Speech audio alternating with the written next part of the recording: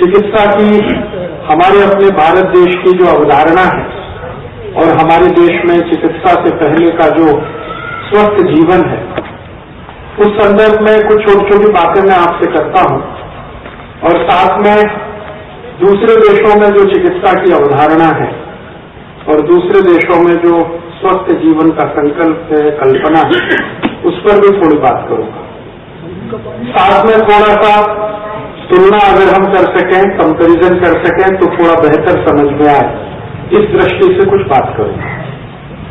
भारत देश जिसमें ये प्राकृतिक चिकित्सा या आयुर्वेद द्वारा हमें दी गई जीवन शैली, ये सच में बहुत अद्भुत है। ये वाक्य मैं तब कह रहा हूं जब दूसरे कई देशों में मैं जा चुका हूं और वहां से उत्पन्न एलोपैथी पर भी काफी अभ्यास कर चुका हूं। पिछले 10-12 वर्षों के मेरे अपने सार्वजनिक जीवन में मैंने यूरोप के कई देशों का प्रवास किया और वहां मैंने ये देखा कि जो चिकित्सा पद्धति उनकी है वो शायद उनकी मजबूरी की देन है। उनकी कुछ मजबूरियां हैं, उनकी कुछ सीमाएं हैं। वो सीमा और मजबूरी शायद उनको यही दे सकती थी, इससे ज्यादा कुछ संभव नहीं। तो वैसा कुछ उनके यहां है। भारत की जो चिकित्सा पद्धति है और जो जीवन शैली है, ये किसी मजबूरी की देन नहीं है। ये हमने स्वयं से काफी कुछ सीखकर, परंपरा से, सातत्य से बहुत कुछ सीखकर, बहुत सोच विचार कर, उसके सभी पक्ष समझ कर तय की है। यूरोप में ऐसा नहीं हो सका और उसका कारण क्या है? 2-3 छोटी बातें हैं जो तुरंत ध्यान में आती है। जैसे ही हम भारत से यूरोप जाते हैं तो सबसे पहले ध्यान में आता है कि हमारा जो मौसम है, हमारी जो जलवायु है, वो हमसे बहुत भिन्न है। यूरोप के किसी भी देश में आप चले जाइए, साल में 8 महीने सूर्य नहीं निकलता। साल में 8 महीने सूर्य नहीं निकलता। जरा कल्पना करिए कि कितनी गंभीर बात है। हमारे भारत देश में साल में कुछ 10-12 दिन ऐसे होते हैं जब सूर्य का प्रकाश नहीं मिलता, ठंड ज्यादा बढ़ जाती है, तो दिल्ली और दिल्ली के आसपास की जिंदगी रुक जाती है। आप कई बार अखबार पढ़ते होंगे तो आपको ये सुनने में मिलता होगा कि आज सभी फ्लाइट कैंसिल हो गई क्योंकि धुंध बहुत है, धुआं बहुत है, कोहरा बहुत है, तो दिल्ली के हवाई अड्डे से कोई हवाई जहाज उड़ नहीं सकता और दिल्ली के हवाई अड्डे पर कोई जहाज उतर भी नहीं सकता। फिर कभी खबर आती है कि गाड़ियां 12 घंटे लेट चल रही हैं, 15 घंटे लेट चल रही हैं, क्योंकि दिल्ली से आने वाली सभी गाड़ियों के सामने इतना धुंध और कोहरा है कि 1 मीटर दूर का उनको दिखाई नहीं दे रहा है। फिर कभी कभी खबर आती है कि दिल्ली के सभी विद्यालयों की छुट्टी कर दी गई है, 5 दिन तक स्कूल नहीं खुलेंगे, कॉलेजेस नहीं खुलेंगे, क्योंकि बच्चों को सड़क पर चलने में दिखाई नहीं दे रहा है, कोहरा इतना ज्यादा हो गया। हम देखते हैं कि ये 10-12 दिन का समय आता है और सारे देश में उथल पुथल मच जाती है। बहुत सारे हवाई यात्रियों को टिकट कैंसिल कराने पड़ते हैं, बहुत सारे हवाई जहाज रीशेड्यूल हो जाते हैं, ट्रेनें 10-10, 12-12 घंटे लेट होने के कारण कैंसिल कर दी जाती है, बसों से चलना मुश्किल हो जाता है, लोग घरों में दुबक कर बैठ जाते हैं दिल्ली में, या तो हीटर के सामने बैठे होते हैं या लकड़ी जलाकर बैठे होते हैं। ये मात्र 10-15 दिन भारत में ऐसा आता है तो पूरे देश में इसका हंगामा सा हो जाता है। आप जरा कल्पना करिए कि जिन देशों में ये लगातार 8 महीने चलता होगा उनका क्या हाल होता होगा। लगातार 8 महीने। ऐसे यूरोप के कई देश हैं, स्वीडन है, स्विट्जरलैंड है, डेनमार्क है, नॉर्वे है, बेल्जियम है, फिनलैंड में चले जाइए तो 10 महीने सूरज नहीं निकलता। मात्र 2 महीने होते हैं जो सूरज का हल्का सा प्रकाश दिखता है, पूरा सूर्य तो उनको साल में 10-12 दिन भी नहीं दिखाई देता। तो इन देशों की जरा हम कल्पना करें कि इनका जीवन कितना कष्टमय होता होगा। और जब तापमान उनके यहाँ नीचे गिरना शुरू होता है तो वो अंतिम सीमा तक चला जाता है, -40 डिग्री सेंटीग्रेड, -30, -35, -40, -45। अभी थोड़े दिन पहले फिनलैंड का टेम्परेचर -47 पहुंच गया। आप सभी जानते हैं 0 डिग्री पर बर्फ जम जाती है। 4 डिग्री से 0 डिग्री के बीच में बर्फ जमना शुरू हो जाती है। अब 0 से 40 डिग्री नीचे तापमान चला जाए, 45 डिग्री चला जाए, जरा सोचिए कि कैसी तकलीफ की जिंदगी होगी।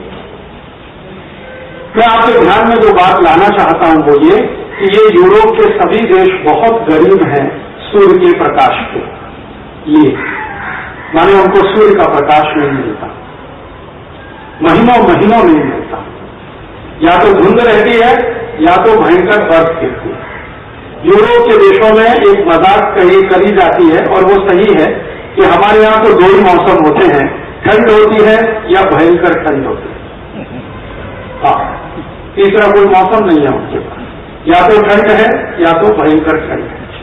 यूरोप का ही एक्सटेंशन है अमेरिका और यूरोप का ही एक्सटेंशन है कनाडा। कनाडा का मौसम भी ऐसा ही है, लगभग अमेरिका का मौसम भी उसी के जैसा है। तो ऐसा मौसम जहां भयंकर ठंडी पड़ती हो, सूर्य नहीं निकलता हो, सालों साल सूर्य के दर्शन ना हो पाते हो, और ये 1-2 साल से नहीं सैकड़ों साल से चल रहा हो, हजारों साल से चल रहा हो, तो उनकी जो जीवन शैली होगी वो उसी के जैसी बनानी पड़ेगी। जैसी प्रकृति है वैसी जीवन शैली होगी। उनकी प्रकृति है कि बहुत ठंड है और भयंकर ठंड है, तो उसी में उनको जिंदा रहना है। तो अपने को जिंदा रखने के लिए वो जो कुछ भी करेंगे वो सब कुछ उनके लिए साइंटिफिक होगा या हो सकता है। अब अगर हम हिंदुस्तानी उनकी नकल करना शुरू कर दें, जहां साल में हर दिन सूरज निकलता है, 12 महीने निकलता है, एवरी डे इज संडे,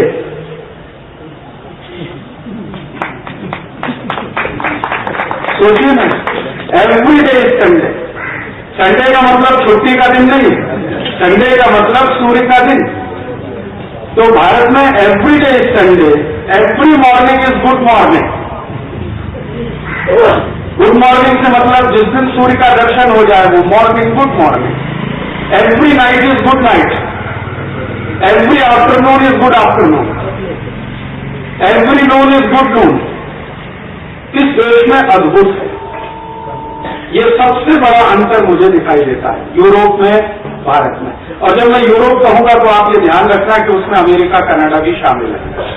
तो यूरोप में और भारत में सबसे बड़ा अंतर है सूर्य के प्रकाश का। हमें सूर्य का प्रकाश हजारों साल से, लाखों साल से, शायद करोड़ों साल से मिल रहा है, या हमारे शास्त्रों में जो कहा गया है कि जब से पृथ्वी है तब से सूर्य है, और कई शास्त्रों में ये कहा गया है कि सूर्य के कारण ही सब कुछ है। पृथ्वी भी है, चंद्र भी है, बृहस्पति भी है, शनि भी है, मंगल भी है, और ये सब एक दूसरे को बैलेंस किए हुए हैं, संतुलित किए हुए हैं। उसका मुख्य कारण सूर्य है। हमारे शास्त्र ये बात बहुत अच्छे तरीके से हमको समझाते हैं कि अगर सूर्य नहीं होता तो कुछ नहीं होता, और अगर सूर्य है तो सब कुछ है। आप जानते हैं कि मिट्टी में हम दाना डाल देते हैं, उस दाने में से अंकुरण होता है, वो सूर्य की कृपा है। अच्छे से अच्छा बीज आप मिट्टी में डाल दीजिए, अच्छे से अच्छी खाद उसमें मिला दीजिए, अगर सूर्य का प्रकाश नहीं है तो बीज में से कुछ भी अंकुरण नहीं होगा। हम जानते हैं कि अंकुरण होकर कोई पौधा जब बड़ा होता है तो वो सूर्य के प्रकाश से ही भोजन लेता है। ये विज्ञान को हम सबको बचपन में पढ़ाया जाता है कि पौधों के पत्तों में क्लोरोफिल होता है, वो सूर्य के प्रकाश की उपस्थिति में भोजन बनाते हैं, उस भोजन में से कुछ अपने लिए रखते हैं, बाकी दुनिया को दे देते हैं। जो दुनिया को वो दे देते हैं वो ऑक्सीजन है, प्राणवायु है, जो अपने लिए रख लेते हैं वो कार्बन डाइऑक्साइड है। लेकिन ये होता सब सूर्य के प्रकाश में ही है। अगर सूर्य का प्रकाश ना हो तो पौधे भी काम नहीं कर सकते। तो बीज डालना, बीज का अंकुरण होना, अंकुरण में से पौधा बनना, पौधे में से फल बनना, ये भी सूर्य के प्रकाश का ही कमाल है। हम जानते हैं कभी भी फसल अच्छी आ रही है, और अच्छी फसल का मतलब उसमें दाने पड़ रहे हैं। मान लो गेहूं की फसल है और अच्छे दाने पड़ रहे हैं, अचानक से 10-15 दिन सूर्य ना निकले तो पूरी फसल चौपट हो जाती है, ये आप सब जानते हैं। बाजरे की फसल है, मक्के की फसल है, तैयार हो गई है, दाना पड़ना शुरू हुआ है, जो 7-8 दिन सूर्य चला जाए छुट्टी पर तो फिर सब सत्यानाश हो जाए, किसान मर जाते हैं, सरकार भी परेशान हो जाती है। तो सूर्य हमारे जीवन में इस पूरे ब्रह्मांड को चलाने में बहुत बड़ा योगदान है। तो जहां सूर्य प्रकाश होगा तो वहां के लोगों की जिंदगी धन धान्य से भरपूर होगी, क्योंकि प्रकृति ने सब कुछ वहां दिया होगा। जमीन में कुछ भी डालेंगे तो कई गुना होकर निकलेगा। हम एक दाना डालेंगे 100 दाने आएंगे, 100 डालेंगे 1000 आएंगे, 1000 डालेंगे लाख आएंगे। ये प्रकृति हमको जरूरत से ज्यादा देगी, क्योंकि हमारे पास सूर्य का प्रकाश पर्याप्त मात्रा में होगा। हमारे जंगलों में चले जाएं, हजारों हजारों किस्म के पेड़ पौधे जो दिखाई देते हैं, वो भी सूर्य के प्रकाश का ही कमाल है। जो जंगलों को सूर्य का प्रकाश न मिले तो वैरायटीज नहीं आ सकती, स्पेशीज डेवलप नहीं हो सकती, विविध जाति के पेड़ पौधे हमको नहीं मिल सकते। जंगलों के इतने अच्छे सुंदर सुंदर पेड़ पौधे, फल वृक्ष आदि सब कुछ सूर्य के कारण है। आप फिर आगे बढ़े, समुद्र के पानी का वाष्प बनना, वाष्प बनकर बादल में बदलना, बादल से फिर पानी में बरसना, ये भी सूर्य का ही प्रताप है। जो सूर्य छुट्टी पर चला जाए तो बारिश समय पर नहीं होगी। बारिश होने के लिए जो मूल क्रिया है वो भी समय से पूरी नहीं होगी। प्रकृति में हवा चलती है तो हम मानते हैं कि तापमान का अंतर है, उस अंतर को काटने के लिए हवा चलती है। तो तापमान का अंतर कहां से आया? वो सूर्य के प्रकाश से आया। तो हवा का चलना, बारिश का होना, गर्मी का पड़ना, ठंड का आना, बसंत का चला जाना या बसंत का आना, किसी का ये ऋतुओं का चक्र और ये फसल का चक्र, ये जो कुछ भी है ये सब सूर्य के प्रताप से है। तो मुझे अपने भारत देश के बारे में अब ये कहते हुए बहुत गर्व होता है कि मैं एक ऐसे देश का नागरिक हूं जहां पर सूर्य की भरपूर कृपा है। और शायद यही कृपा है जो भारत जैसी भूमि पर जन्म लेने के लिए देवता भी तरसते हैं। हमारे शास्त्रों में कहा गया है कि मनुष्य जन्म दुर्लभ है, लेकिन भारत भूमि पर और भी दुर्लभ है। तो भारत भूमि पर देवता भी आते हैं तो मनुष्य रूप में आते हैं, क्योंकि उनको भी ये सब जो अहोभाव है ये सूर्य के ही कारण है। तो ये धरती दुनिया में अद्भुत है जिसको हम भारत कहते हैं। और यहाँ अद्भुत होने का एक ही सबसे बड़ा आधार है सूर्य का प्रकाश। और यहाँ चूंकि सूर्य का प्रकाश नियमित है, सतत है, हजारों लाखों करोड़ों साल से है, अगले हजारों लाखों करोड़ों साल तक रहेगा, इसलिए हम निश्चिंत हैं कि भारत बहुत अच्छा है। और ये सूर्य के प्रकाश के कारण इस देश में 16 ऋतुएं हैं। दुनिया में किसी भी देश में 2 से ज्यादा ऋतुएं नहीं है। मैंने आपसे कहा ना, यूरोप में ठंड और भयंकर ठंड, अफ्रीका में गर्मी और भयंकर गर्मी, ब्राजील और अभी इधर चले जाइए मैक्सिको की तरफ तो बारिश और भयंकर बारिश। हाँ, ब्राजील और मैक्सिको में साल में 8 महीने बारिश होती रहती है। टॉरेंशियल रेन, इतनी बारिश होती है कि 1 दिन नहीं, 2 दिन नहीं, 10 दिन नहीं, 15 दिन, 20-20, 25-25 दिन लगातार बारिश करती है। साल में 8 महीने बारिश, और जो 4 महीने बचते हैं उसमें बारिश की भयंकर नमी। तो वो कहते हैं हमारे पास 2 मौसम है, बारिश और भयंकर बारिश। अफ्रीका में जाइए तो 2 मौसम है, गर्मी और भयंकर गर्मी। यूरोप में चले जाइए तो ठंड और भयंकर ठंड। ये भारत अद्भुत देश है जहां 16 तरह के मौसम है। तकनीकी भाषा में इसको कहते हैं कि भारत दुनिया में यूनिक देश है, अनोखा देश है, जहां 16 क्लाइमेटिक जोन्स है। क्लाइमेटिक जोन्स के नाम से जाना जाता है ऋतुओं को दुनिया। और ये क्लाइमेटिक जोन्स कहते हैं, अगर आपको स्विट्जरलैंड का क्लाइमेटिक जोन भारत में देखना हो तो संभव है, जम्मू कश्मीर चले जाइए, हिमाचल में आ जाइए, उत्तरांचल चले जाइए, आपको स्विट्जरलैंड का क्लाइमेटिक जोन यहां मिल जाएगा। अगर आपको ब्राजील और मैक्सिको का क्लाइमेटिक जोन देखने हो तो भारत में आ जाइए, चेरापुंजी चले जाइए, बंगाल में चले जाइए, आसाम में आ जाइए, कर्नाटक में आ जाइए। कर्नाटक में एक स्पेशल एरिया है जिसको मलनाड एरिया कहते हैं, वहां आपको ब्राजील और मैक्सिको का क्लाइमेटिक जोन दिखाई देगा। अगर इसको अफ्रीका देखना है किसी को भारत में, अफ्रीका जैसी गर्मी और भयंकर गर्मी देखनी है और अफ्रीका का मरुस्थल सहारा वाला क्लाइमेटिक जोन देखने हैं तो राजस्थान आ जाइए, जैसलमेर चले जाइए, बीकानेर चले जाइए, जोधपुर आ जाइए, बाड़मेर आ जाइए, आपको सहारा रेगिस्तान दिखाई दे जाएगा। अगर आपको ऑस्ट्रेलिया और न्यूजीलैंड का दलदली इलाका देखना है, है, कीचड़ वाला इलाका। आप जानते हैं न्यूजीलैंड और ऑस्ट्रेलिया में बहुत मिट्टी ऐसी है जो कीचड़ वाली, तो वो भारत में मिल जाएगा। बिहार में आ जाइए, पूर्वी उत्तर प्रदेश में आ जाइए, बहुत दलदली इलाका आपको मिल जाएगा। दुनिया की किसी भी देश का मौसम अगर देखना चाहें तो इस भारत में संभव है। इसलिए दुनिया के सारे जानकार पर्यटक भारत भागने के लिए परेशान रहते हैं। जब भी उनको छुट्टी मिलती है उनके काम से और थोड़ा पैसा हो जाता है तो वो घूमने के लिए सबसे पहले भारत में ही आते हैं।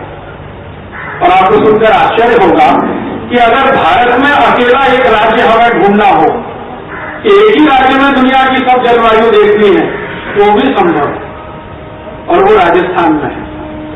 एक अकेले राजस्थान में दुनिया के 16 क्लाइमेटिक जोन से एक साथ उपस्थित है। तो लोग ज्यादातर विदेशों से भागकर जब आते हैं ना भारत में, तो सबसे पहले राजस्थान जाते हैं। ये राजस्थान जाने के पीछे बहुत बड़ा कारण है। राजस्थान जाने के पीछे ये बड़ा कारण नहीं है कि वहां किले बहुत हैं। राजस्थान जाने के पीछे कारण है कि एक साथ एक ही राज्य में 16 क्लाइमेटिक जोन्स में मिल जाते हैं जो पूरी दुनिया का भ्रमण करने से भी नहीं मिलेंगे उनको। इसलिए वो सब राजस्थान आते हैं, और राजस्थान में से समय बच जाए तो दूसरे राज्यों में चले जाते हैं। और कभी आपने देखा है हमारे देश के लोग थोड़े नाराज होते हैं विदेशियों पर, ये जो भारत में आते हैं तो सब कपड़े उतारे नंग धड़ंगे पड़े रहते हैं। वो उनकी मजबूरी है बेचारा, कपड़े उतारकर नंग धड़ंग ना पड़े रहे तो वो मर जाएंगे। क्यों? सूर्य की धूप चाहिए जो उनको महीनों महीनों नसीब नहीं होती उनके देश में। इंग्लैंड में नहीं, फ्रांस में नहीं, जर्मनी में नहीं, स्वीडन में नहीं, स्विट्जरलैंड में नहीं, नॉर्वे में नहीं, डेनमार्क, कोई देश में नहीं। तो वहां से जब वो भागकर भारत आते हैं और सूर्य को देखते हैं तो पागलों की तरह से कपड़े उतारकर नंगे होकर कहीं कहीं पड़े रहते हैं, क्योंकि उन्हें सूर्य का प्रकाश चाहिए। हम सब जानते हैं उसी से शरीर भी चलता है। जो सूर्य का प्रकाश ना हो तो शरीर का चलना भी बहुत मुश्किल होता है। तो इसलिए वो भारत आके नंगे घूमते रहते हैं, क्योंकि हर समय उनको मुफ्त में सूर्य का प्रकाश मिलता है। और भारत सरकार ने आज तक सूर्य प्रकाश पर टैक्स नहीं लगाया, पॉकेट में दे रहे हैं उनको। जो इस पर हम टैक्स लगा दें तो इस देश का विदेशी कर्ज चुक जाएगा, इतनी इनकम हमें हो सकती है। मुफ्त में हमने किसी के लिए भी छूट दे रखी जो उनके यहां नसीब भी नहीं होता है। तो भारत एक ऐसा देश है। अब यहां पर 16 क्लाइमेटिक जोन्स हैं एक साथ, तो हमारी जो प्रकृति है, हमारी जो अपनी जीवन शैली है, हमारा जो रहन सहन है, खान पान है, वो उसी के हिसाब से बनेगा जैसा हमारा वातावरण और पर्यावरण है। यूरोप में दो ही तरह के मौसम है, मैंने आपसे कहा, या तो ठंड और भयंकर ठंड। तो उनकी जो जीवन शैली होगी, उनका जो रहन सहन होगा, उनका जो खान पान होगा, वो उसी हिसाब से बनेगा जैसा उनका वातावरण। और जो खान पान रहन सहन वातावरण से तय होगा तो चिकित्सा की पद्धतियां भी वातावरण से ही तय होंगी। अगर उनका वातावरण ठंड और भयंकर ठंड वाला है तो उनको ऐसी ही कोई चिकित्सा पद्धति चाहिए जो उस वातावरण में उनको मदद करे, सूट करे। और हमारे यहाँ जो कि 16 क्लाइमेटिक जोन हैं, 16 जलवायु क्षेत्र हैं, तो हमारी चिकित्सा पद्धति कुछ ऐसी होगी जो हमको सूट करे।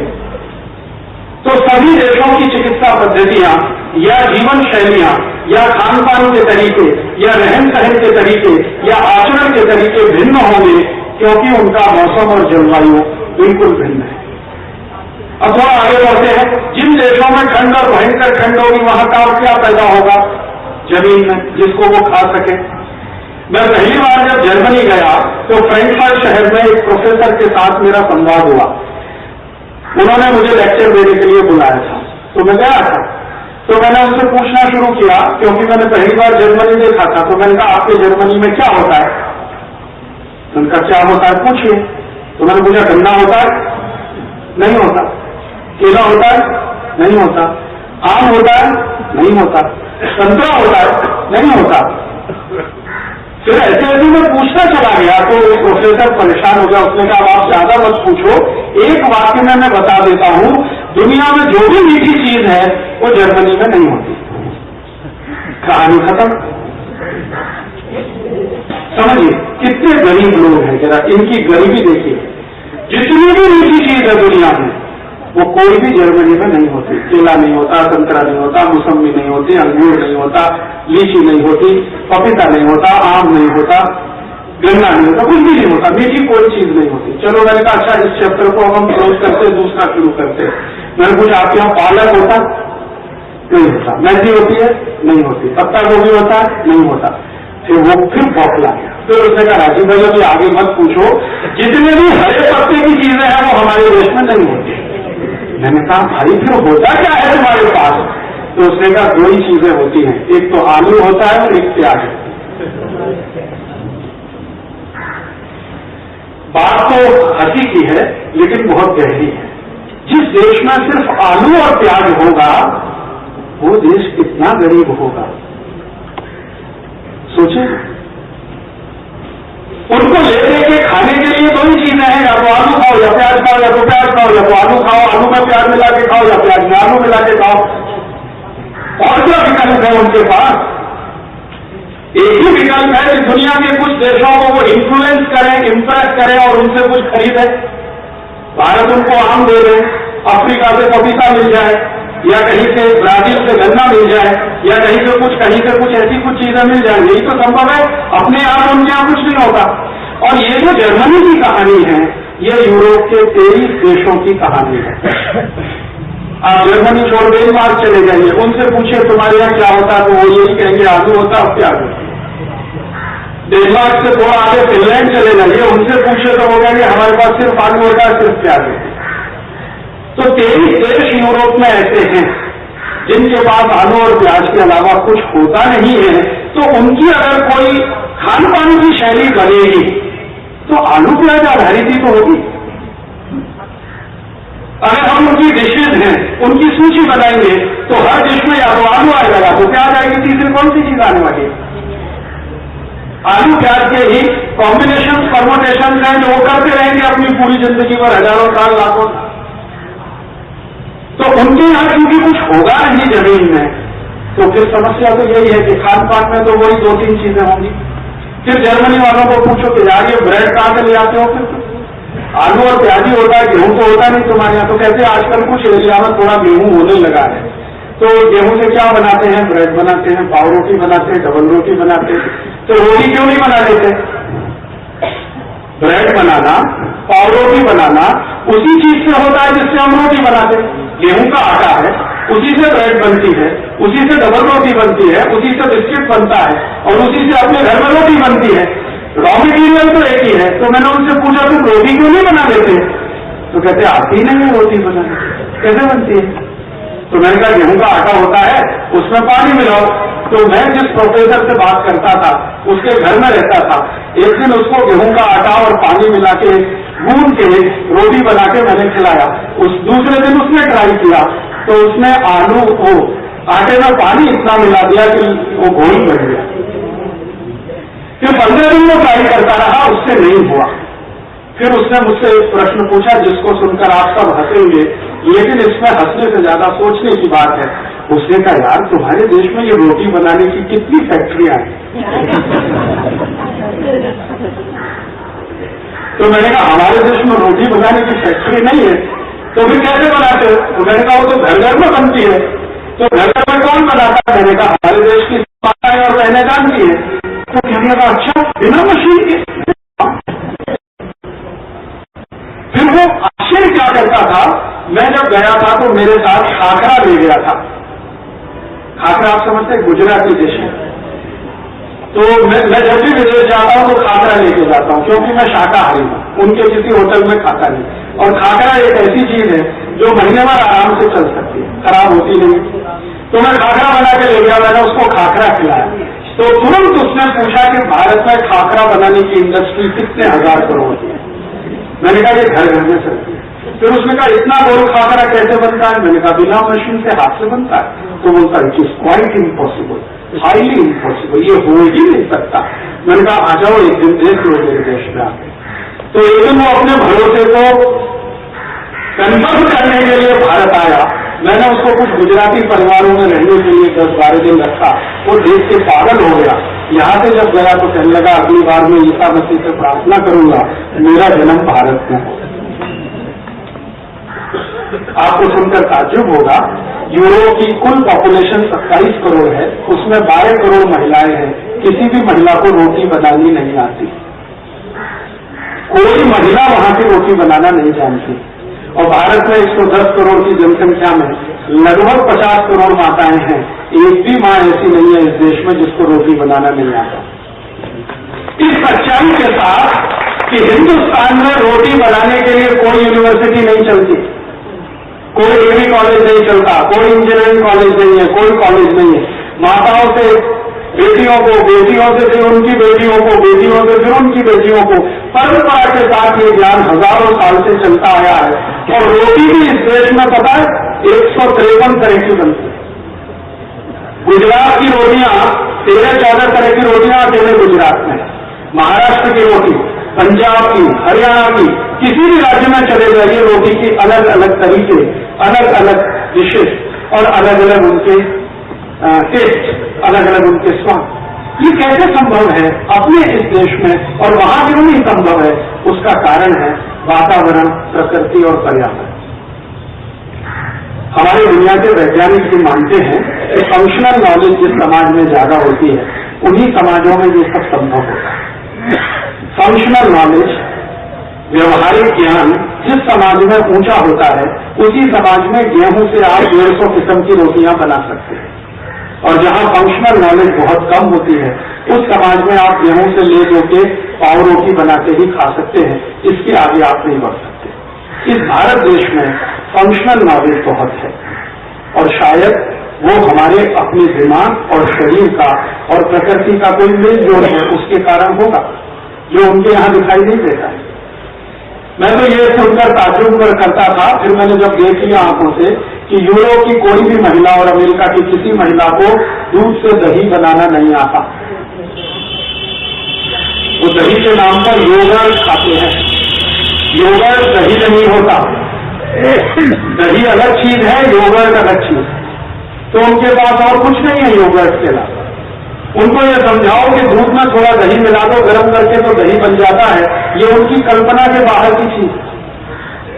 और इससे एक कदम आगे बढ़े, यूरोप के किसी परिवार को दही से मट्ठा बनाना नहीं आता, मट्ठे से मक्खन निकालना, मक्खन को गर्म करके घी बनाना कोई नहीं जानता। इसलिए वो क्या करते हैं, दूध में से सीधे घी निकालते हैं, जिसको बटर ऑयल कहते हैं। वो घी नहीं होता, बटर ऑयल होता है। तो दही नहीं होगा, मट्ठा नहीं होगा, सब्जियां नहीं होंगी, और हमारे काम आने वाले जो मसाले हैं, जो वास्तव में औषधियां हैं, वो नहीं होंगी। क्योंकि ये जो मसाले हैं इतनी जात जात के, इतनी तरह तरह के, काली मिर्च है, दालचीनी है, बड़ी इलायची है, छोटी इलायची है, ये है वो है, ये सब उन्हीं देशों में होंगे जहां सूर्य का प्रकाश होगा। जहां है ही नहीं सूर्य का प्रकाश वहां ये सब नहीं होंगे। तो और वहां नहीं होंगे तो खाएंगे नहीं, खाएंगे नहीं तो जीवन शैली में आएगा नहीं, और जीवन शैली में नहीं आएगा तो आने वाली पीढ़ियों में भी नहीं आएगा। आप जानते हैं एक खास तरह की जीवन शैली को हम बिताते हैं, उसी जीवन शैली में से आने वाली पीढ़ियों को ज्ञान और संस्कार मिलते चले जाते। उनके यहां तो ये होगा नहीं तो खाएंगे पिएंगे नहीं इन सब चीजों को, उनकी जीवन शैली में ये आएगा नहीं, उनके रसोई में ये आएगा नहीं, तो उनकी रसोई और आपकी रसोई में जमीन आसमान का अंतर होगा। उनकी रसोई कैसी है, सप्ताह में एक दिन जाएं, कहीं से बड़ा पाव खरीद के लाएं, चाकू से काट काट के उसके छोटे पीस करें और आलू और प्याज के साथ खाएं, इसके अलावा और क्या। और आलू और प्याज से सब्जी बनाना भी ना आए तो बाजार से बनी बनाई डिब्बाबंद सब्जी लेते आए और उसको पाव रोटी और डबल रोटी से खाएं। तो सब्जी तो तभी लाएंगे जब मिलेगी तो सप्ताह में कोई 1 या 2 दिन, रोज मिलेगी नहीं, क्योंकि इतनी होती नहीं, दालें होती नहीं। यूरोप में कहीं दाल नहीं होती, अमेरिका में कहीं दाल नहीं होती, तो दाल खाना और दाल की डिश बनाना उनकी कल्पना के बिल्कुल बाहर है। जो भारत दाल बेचना उनको बंद कर दे तो पागल होकर मर गए। प्रोटीन के लिए उनके पास ले दे के एक ही स्रोत होगा, वो या तो अंडा होगा या तो कुछ मांस होगा। हमारी तरह थोड़ी है कि 10-15 तरह की दाल इस देश के हर गांव में होती, हर जगह मिलती है। और यूरोप और अमेरिका की सबसे बड़ी जो बेचे नहीं है। और उनकी जो सबसे बड़ी कम नसीबी है, गरीबी है, वो ये कि उनके यहाँ हर क्षेत्र में सब कुछ नहीं होता। कोई एक क्षेत्र में कुछ होगा, कोई दूसरे क्षेत्र में कुछ होगा। यूरोप में मुश्किल से 23 देशों में मात्र 4-5 देश हैं जहां थोड़ा गेहूं होता है, बाकी देशों में गेहूं भी नहीं होता। तो बेचारे वो क्या करते हैं, गेहूं एक कुनी देशों में, थोड़े से देशों में गेहूं होता है, फिर उस गेहूं को ट्रांसपोर्ट करके दूसरे देशों में भेजते हैं, फिर उनसे आटा बनाते हैं, आटे से पाव रोटी, डबल रोटी बनती है, बड़े बड़े ट्रकों में भरकर फिर उन देशों में वापस जाती है। तो ट्रकों का आना जाना 80% तो वहां पाव रोटी के लिए होता है। यूरोप की किसी भी बड़ी सड़क पर आप खड़े हो जाइए और गुजरते हुए ट्रकों को गिनना शुरू कर दीजिए सवेरे से शाम तक, तो 80% ट्रक जो गुजर जाएंगे आपकी आंखों के सामने, उनमें पाव रोटी और डबल रोटी ही लगी हुई होगी। ट्रांसपोर्टेशन उनका जो मैक्सिमम है वो पाव रोटी और डबल रोटी का है, क्योंकि हर देश में गेहूं नहीं है, हर देश में गेहूं का आटा है। अमेरिका में भी यही हाल है। अमेरिका के कुछ इलाकों में गेहूं बहुत होता है, कुछ इलाकों में बिल्कुल नहीं होता। अमेरिका में गेहूं जहां होता है वहां से भर भर के लाते हैं, बड़े फ्लोर मिल्स में डालते हैं, फिर वहां से आटा भर के ट्रकों में जाता है, डबल रोटी के कारखानों में पहुंचाया जाता है, फिर वहां से पाव रोटी डबल रोटी बनती है, डिपार्टमेंटल स्टोर्स में लाई जाती है, फिर डिपार्टमेंटल स्टोर में जाकर लोग खरीद कर लाते हैं। और सामान्य रूप से कोई डबल रोटी और पाव रोटी 3 महीने के पहले उनको मिलती नहीं खाने के लिए, 3-3 महीने पुरानी होती है। अब 3 महीने पुरानी डबल रोटी पाव रोटी को बचा के रखना है तो उसके लिए उन्हें कोई तो सिस्टम चाहिए। इसलिए एयर कंडीशनिंग सिस्टम हर जगह हर स्थान पर उनके लिए मजबूरी है। ये उनका स्टेटस सिंबल नहीं है, ये उनकी मजबूरी है। सब्जी मिलेगी नहीं ताजा, क्योंकि होती नहीं है, तो डिब्बाबंद सब्जी आएगी, दूसरे देशों से आएगी, जब आएगी तभी मिलेगी। तो लोगों की मजबूरी है कि हफ्ते हफ्ते भर की सब्जी उठाकर एक साथ लाएं, फ्रीजर में भर के रखें। तो रेफ्रिजरेटर उनके घरों की मजबूरी है, स्टेटस सिंबल नहीं है। और शायद एक फ्रिज में काम न चले तो दो में काम न चले तो 3, क्योंकि हफ्ते भर का सब कुछ इकट्ठा करके रखना। वहां की जिंदगी वीकली है, हमारी डेली है, उनकी वीकली है। हफ्ते की जिंदगी एक साथ चलती है। किसी भी अमेरिकन और यूरोपियन परिवार को देखोगे, सामान खरीदने जाएगा तो सैटरडे को ही, जब उनका वीकली ऑफ होता है, या संडे को, तो अगले संडे तक का सब कुछ खरीद के लाए। दूध भी 7 दिन का एक साथ खरीद के लाना पड़ता है। इतने गरीब है कि रोज का ताजा दूध भी पीने को नहीं मिलता, रोज का ताजा दूध पीने को नहीं मिलता। जिस दूध के बारे में शास्त्र कहता है कि दूध 1 घंटे के अंदर पी लिया जाना चाहिए, निकालने से 1 घंटे के अंदर पी लिया जाना चाहिए, उस दूध को यूरोप और अमेरिका वाले 7-7 दिन में पी पाते हैं, एक बार। ये उनकी कुछ मजबूरियां हैं, उनकी कुछ सीमाएं हैं, वो प्रकृति ने उनको दी है। उन मजबूरियों और सीमाओं में उनकी जिंदगी चलती है। तो उनकी जिंदगी जैसे चलेगी, अगर हम वैसे ही करने लगेंगे तो हम महामूर्ख ही साबित होंगे। उनकी जिंदगी को हम स्टेटस सिंबल मानने लगे, किसी उनके घर में फ्रिज है तो हमारे घर में क्यों नहीं, ये तो मूर्खता होगी। हम उनकी जिंदगी का स्टेटस सिंबल बनाए कि वो तो जी टमाटर की चटनी बना के खाते हैं, मैगी जो 3-3 महीने 4-4 महीने पुरानी होती है, हम भी वो मैगी खाएं। जिस देश में रोज टमाटर मिलता हो, सवेरे शाम मिलता हो, ताजा बना के हम 3 बार खाएं, हम फिर मैगी की बोतल खरीद कर लाएं, तो ये मूर्खता होगी। हम जिस देश में सैकड़ों किस्म की रोटियां बना सकते हैं, उस देश के घरों में पाव रोटी और डबल रोटी आने लगे तो ये महामूर्खता होगी। हमें जरूरत नहीं है। हम योगर्ट खाने लगे और आइसक्रीम खाने लगे। वो तो बेचारे गरीब लोग हैं कि उनके पास आइसक्रीम और योगर्ट के अलावा कोई स्वीट डिश है ही नहीं। ले लेके तीसरी एक है वो कि यहां तो हिंदुस्तान में चले जाइए, 64 तरह की मिठाइयां हर शहर में बनती। ये मुझे एक दिन पता चला जब मथुरा वृंदावन गया तो भगवान कृष्ण को भोग लगाया जा रहा है, 64 मिठाइयां हैं। मैंने लिस्ट बनाना शुरू किया, उनका दिमाग घूम गया। अकेले बेसन से मैंने देखा 23 मिठाइयां बनी हुई रखी है, खाली बेसन। गाजर का एक, मैंने उनसे पूछा था, उन्होंने कहा पंडित जी एक थे, उन्होंने कहा गाजर की 73 मिठाइयां बनती हैं यहां मथुरा में। दूध से कितनी मिठाइयां, दही और दूध के कितने कॉम्बिनेशन इस देश में। तो यहां वेराइटीज हैं, इतनी ज्यादा वैरायटीज हैं, वो हमारे फंक्शनल होने का प्रमाण है। मैं कभी कभी भारत में घूमता हूं तो परेशान हो जाता हूं। आंध्र प्रदेश में पिछले 2 साल से मैं घूम रहा हूं, आम के अचार 500 तरह के मैंने देखे हैं आंध्र प्रदेश में, 500 किस्म के आम के अचार। आम जो है ना हाईली पेरिशेबल आइटम है, आप जानते हैं, सबसे जल्दी खराब होने वाला है। इस देश की माताओं के हाथ में क्या टेक्नोलॉजी है कि उसको अचार के रूप में 20-20 साल सुरक्षित रख लेते हैं, बिना किसी प्रिजर्वेटिव के, बिना किसी केमिकल। 20 साल का आम का अचार मैंने खाया और अभी भी उतना ही स्वादिष्ट है। और दुनिया के किसी देश में जाकर मैं ये बोलना शुरू करता हूं तो वो पागलों की तरफ देखते हैं कि ये क्या बकवास कर रहा है, ये रोज हमारी जिंदगी में हो रहा है। उनको ये बकवास लगती है, यहां हमारी जिंदगी ऐसे ही चलती है। तो मैं आपके ध्यान में 2 बातें लाना चाहता हूं, वो ये कि यूरोप भिन्न है, भारत भिन्न है। मैं ये नहीं कह रहा हूं कि हम ऊंचे हैं वो नीचे हैं, या वो ऊंचे हैं हम नीचे। ऊंचा नीचा का प्रश्न नहीं है, भिन्नता की बात बता। हमारी भिन्नताएं हैं और हर जगह पर है, हमारे पर्यावरण में, हमारी प्रकृति में, सूर्य के प्रकाश में, पानी के साथ, हवा के साथ, तापमान में, हर जगह भिन्नता है। खान पान में भिन्नता है, रहन सहन में भिन्नता है, आचरण व्यवहार में भिन्नता है। यूरोप में बिल्कुल है। और जब हर चीज में भिन्नता होगी तो चिकित्सा पद्धति में भी भिन्नता होगी, क्योंकि चिकित्सा पद्धति तो उसी में से निकली है जो हमारा नॉलेज सिस्टम है। नॉलेज सिस्टम के बाहर तो कोई चिकित्सा पद्धति नहीं आती। तो हमारा नॉलेज सिस्टम एक खास तरह का है, यूरोप का दूसरे तरह का है। उनके नॉलेज सिस्टम में से कोई चिकित्सा पद्धति निकली, हमारे नॉलेज सिस्टम में से हमारे तरह की चिकित्सा पद्धति निकली। तकलीफ कहां हो गई?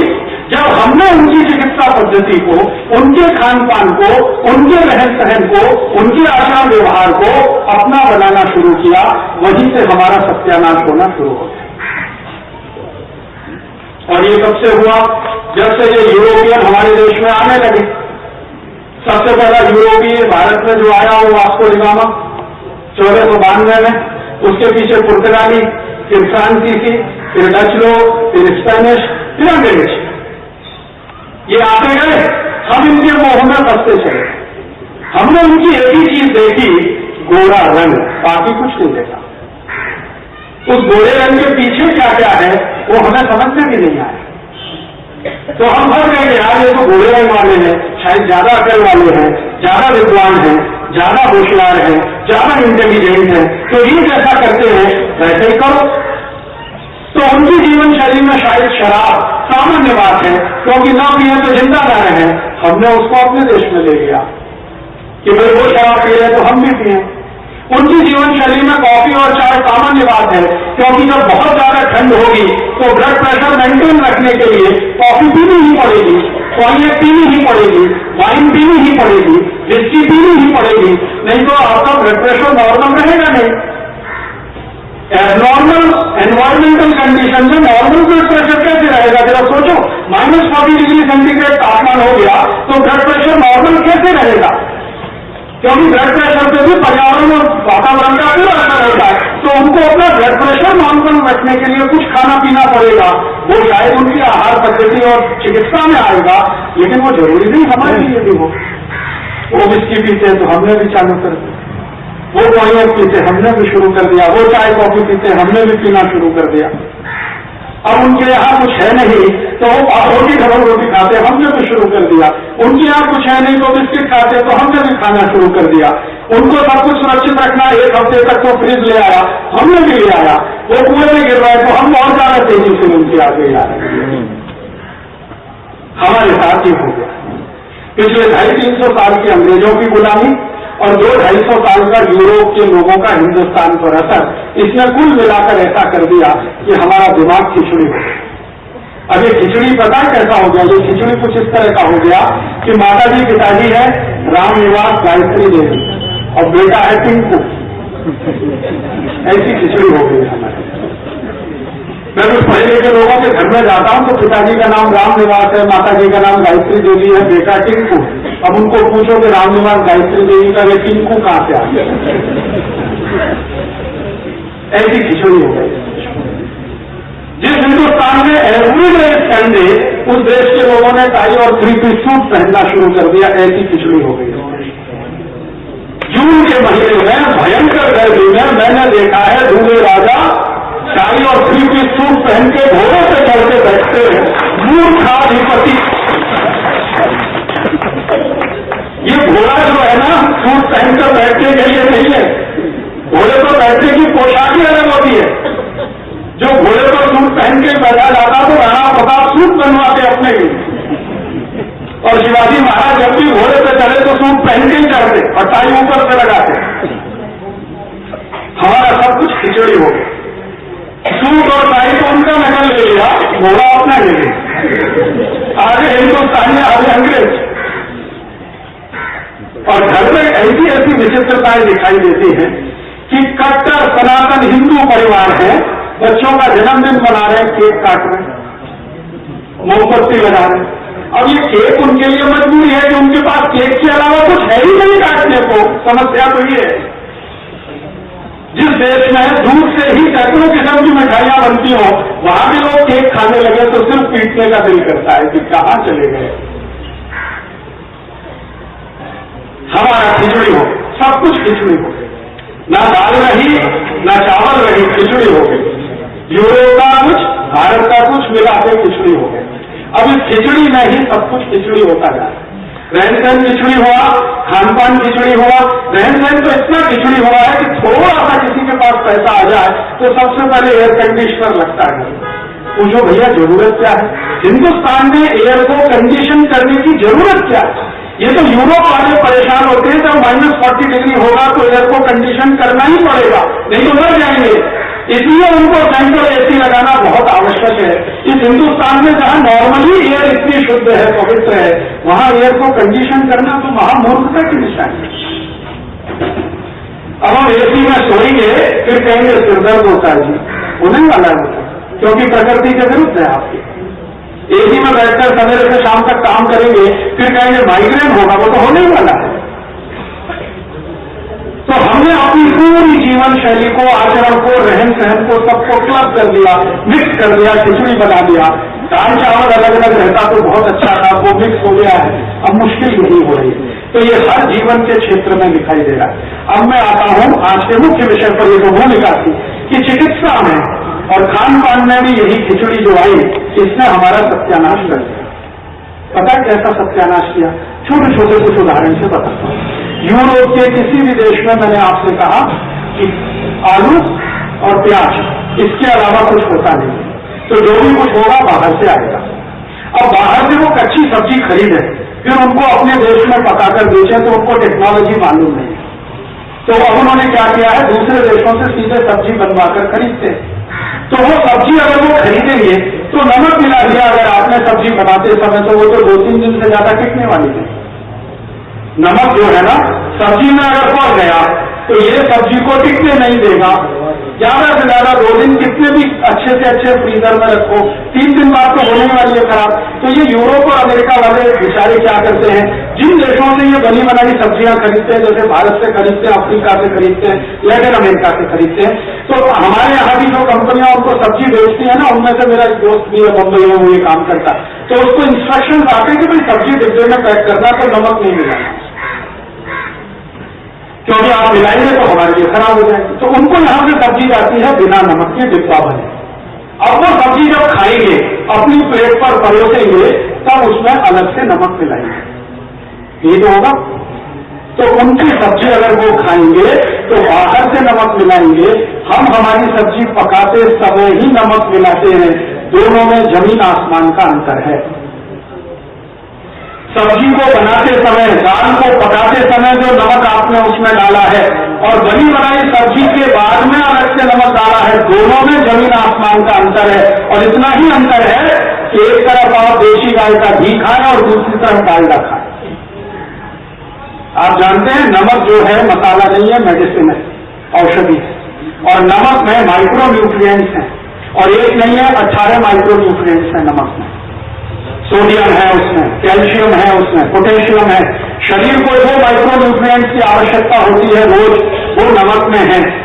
तो ये जो माइक्रो न्यूट्रिएंट्स है, सूक्ष्म पोषक तत्व, तो जब आप सब्जी को बनाते समय नमक उसमें डालेंगे तो माइक्रो न्यूट्रिएंट्स की भरपूर पोषकता आपको मिलेगी। और जो बाहर से नमक डालकर खाएंगे तो वो सीधे ब्लड प्रेशर ही बढ़ाएगा और कुछ नहीं करने वाला। ये बाहर से डाला हुआ नमक सब्जी या दाल में कभी भी खाए तो सीधे ब्लड प्रेशर बढ़ाएगा, क्योंकि माइक्रो न्यूट्रिएंट्स की जो पोषकता मिलनी चाहिए वो नहीं मिलने वाली। हम जो नमक पकाते समय डालेंगे उसमें माइक्रो न्यूट्रिएंट्स पर्याप्त होंगे। तो हम हिंदुस्तानी हजारों लाखों साल से यही करते थे। मैंने मेरे बचपन में मेरी माँ को देखा, मेरी दादी माँ को देखा, खाना बनाते समय माने सब्जी और दाल बनाते समय ही नमक डालती थी। हमारे बाहर से नमक मांगते थे तो डांटती थी दादी, तेरा दिमाग खराब हो गया, समझता नहीं है कुछ, विज्ञान पढ़ता है, थोड़ी भी विज्ञान नहीं समझती, ये बाहर से नमक नहीं डाला जाता। अब दादी को मैं एक्सप्लेनेशन पूछता तो वो बता नहीं पाती, क्योंकि कोई पीएचडी तो किया नहीं उसने, यूनिवर्सिटी तो गई नहीं, लेकिन उसको इतनी फंक्शनल नॉलेज जरूर थी कि नमक बाहर से नहीं डाला जाता। तब मैंने ध्यान देना शुरू किया कि भारत के जितने भी मंदिर हैं जहां पर प्रसाद बनता है भगवान के लिए, वहां निषिद्ध है नमक बाहर से डालना। मैं एक बार पुरी के मंदिर में गया, उड़ीसा में, मुझे प्रसाद चढ़ाना था। आप जानते हैं पुरी के मंदिर में दाल और चावल का प्रसाद चढ़ता है। दाल बनाते हैं हांडी में, चावल बनाते हैं हांडी में, दोनों को साथ ले जाकर भगवान को प्रसाद देते हैं। तो हुआ क्या कि उसने दाल बना के चावल बना के दिया, तो दाल बनाते ही समय नमक खा दिया। मैंने कहा भाई मैं नमक अलग से लेता हूं। उसने कहा पागल हो गए, भगवान को नहीं चढ़ाया जाता। बाहर से नमक डालकर दाल भगवान को नहीं चढ़ती, अपवित्र हो जाती है। तब मैंने सोचना शुरू किया कि ये पंडित भी कितना ज्ञानवान आदमी है। उसने कोई एमबीबीएस और एमडी का कोर्स नहीं किया है, लेकिन उसको मालूम है कि बाहर से नमक नहीं डाला जाता, भगवान को नहीं चढ़ाया जाता। क्यों? क्योंकि भक्तों को नहीं खिलाया जाता तो भगवान को कैसे खिलाए? अब ये ज्ञान हमारे यहां है, यूरोप में नहीं। यूरोप में किसी भी घर में चले जाइए, कोई भी होटल में चले जाइए, खाना जब आपके पास आएगा तो अलग से नमक की शीशी साथ में आएगी, या तो मेज को ही रखी रहेगी, उसमें से आप नमक डाल लीजिए। और ये बाहर से नमक डालने वाले 100% हाई ब्लड प्रेशर के मरीज होंगे ही, दुनिया में कोई नहीं रोक सकता। तो उनका हाई ब्लड प्रेशर आया इस पद्धति से, हमने बुला लिया अपने आप। हमारे घरों में भी अब ये नमक की शीशी रख गई है डाइनिंग टेबल पे, क्योंकि नकल करने में तो हम उनसे पीछे नहीं है। कभी अकल लगा के सोचा नहीं कि जिस देश के दाल और सब्जी में पहले से ही नमक डलता है, वहां डाइनिंग टेबल पे क्यों रखना? तो हमने रखना शुरू कर दिया, इसे डालना शुरू कर दिया, और वो डालते डालते आदत में आ गया। अब हिंदुस्तान में 5.5 से 6 करोड़ मरीज हैं जो हाई ब्लड प्रेशर के शिकार हैं, क्योंकि नकल किया उन्होंने। ऐसे बीमारी आती है, ऐसे हमारा संतुलन जाता है। अब ये संतुलन गया हमारा, इस संतुलन के चले जाने से ब्लड प्रेशर के हम मरीज हो गए। अब ब्लड प्रेशर के मरीज हो गए तो लो भी होगा, हाई भी होगा, उसको क्या करेंगे आप? अब हाई हो गया, लो हो गया, लो भी हो गया। अब हमने उसके इलाज के लिए सोचना शुरू किया, तो अपना दिमाग अपने रूट्स में तो जाता नहीं, अपनी जड़ों में तो जाता नहीं। उन्होंने कुछ गोलियां बनाई हैं हाई ब्लड प्रेशर की या लो ब्लड प्रेशर की, वो खाना शुरू कर दिया अंधाधुंध। और अब हम कहेंगे भाई क्या करें, गोली तो खानी ही पड़ेगी, गोली तो खानी पड़ेगी, क्या करें? जरा अकल से सोचना शुरू करें कि ये आया क्यों ब्लड प्रेशर हमको? तो आया हमारी गलती से। अब वो गलती से दूसरी बड़ी गलती डॉक्टर कर रहा है। आप गए, उसने 18 गोलियां रख दी, 4 सुबह खा लेना, 4 दोपहर को, 4 शाम को खा लेना, गोली ही गोली खा लेना, सब्जी वब्जी खाना बंद कर दो, गोली को सब्जी की तरह से खाना शुरू कर दो। अब वो 18 गोली लिखने वाला डॉक्टर हमारे लिए बहुत महान डॉक्टर हो गया, क्योंकि 18 गोली खिला रहा एक साथ और ऊपर से 500 रुपये फीस भी ले रहा है। और उससे पूछो डॉक्टर गारंटी है? कहता जी कुछ गारंटी नहीं, जिंदगी भर खाओ। ऐसे बोलता है ना ब्लड प्रेशर की दवा के लिए डॉक्टर, जिंदगी भर खाओ। अगर जिंदगी भर खानी है तो ये दवा क्या हुई? ये तो भोजन हो गया। जिंदगी भर तो भोजन खाया जाता है, दवा नहीं खाई जाती। दवा तो 2-4 दिन खाई जाती है। दवा का इतना ही महत्व है कि शरीर का जो असंतुलन टूटा उसको वापस संतुलन में लाने में मदद कर दे। जिंदगी भर के लिए थोड़ी होती है, लेकिन हमने जिंदगी भर लगा दिया अपने साथ। अब जिंदगी भर हम वो जो दवा खा रहे हैं, वो दवा हमको क्या क्या करेगी वो आप नहीं जानते, डॉक्टर जानता है क्या क्या करने वाली है। हाई ब्लड प्रेशर की सब दवाएं क्या करती हैं बता दूं आपको एक छोटी सी जानकारी। हमारा ब्लड प्रेशर हाई होता है तो साधारण भाषा में बात करता हूं, विशेषज्ञ की बात नहीं करूंगा, जल्दी समझ। ब्लड प्रेशर ज्यादा हुआ तो डॉक्टर के पास एक ही विकल्प है कि आपके शरीर से पानी बाहर निकालते हैं। दूसरे शब्दों में आपके शरीर में पानी बढ़ गया, ब्लड प्रेशर ज्यादा हुआ तो शरीर में पानी बढ़ गया, ये है। तो वो पानी निकलना चाहिए, तो जितनी गोली आपको खिलाई जाएगी वो पानी निकालने वाली ही होगी। तो आपने महसूस किया हाई ब्लड प्रेशर की गोलियां खाते ही पेशाब बार बार आता है, जल्दी जल्दी पेशाब जाना पड़ता है, क्योंकि वो पेशाब का निकलना है जो ब्लड प्रेशर को नॉर्मल करता है, गोली कुछ नहीं कर रही। अब आपको ये आदत लग गई, अभी इस आदत में से आपको दूसरी कोई बीमारी शुरू हो गई, मान लो डायबिटीज हो गया, मान लो आर्थराइटिस हो गया, किसी दिन किडनी डैमेज हो गई, किसी दिन लीवर डैमेज हो गया। क्योंकि एलोपैथी में जो दवाएं हैं उसको एलोपैथी के डॉक्टर खुद कहते हैं कि हमारे पास दवा कुछ नहीं है, जो भी है वो जहर है। आपके शरीर में कितनी ताकत है इस जहर को बर्दाश्त करने की, ये महत्व की बात है, बस है सब जहर हमारे पास। अमेरिका का एक बड़ा डॉक्टर है जिसके साथ पिछले 2-3 साल से मैं वार्तालाप कर रहा हूं ईमेल के माध्यम से, उसका नाम है डीन ऑर्निश।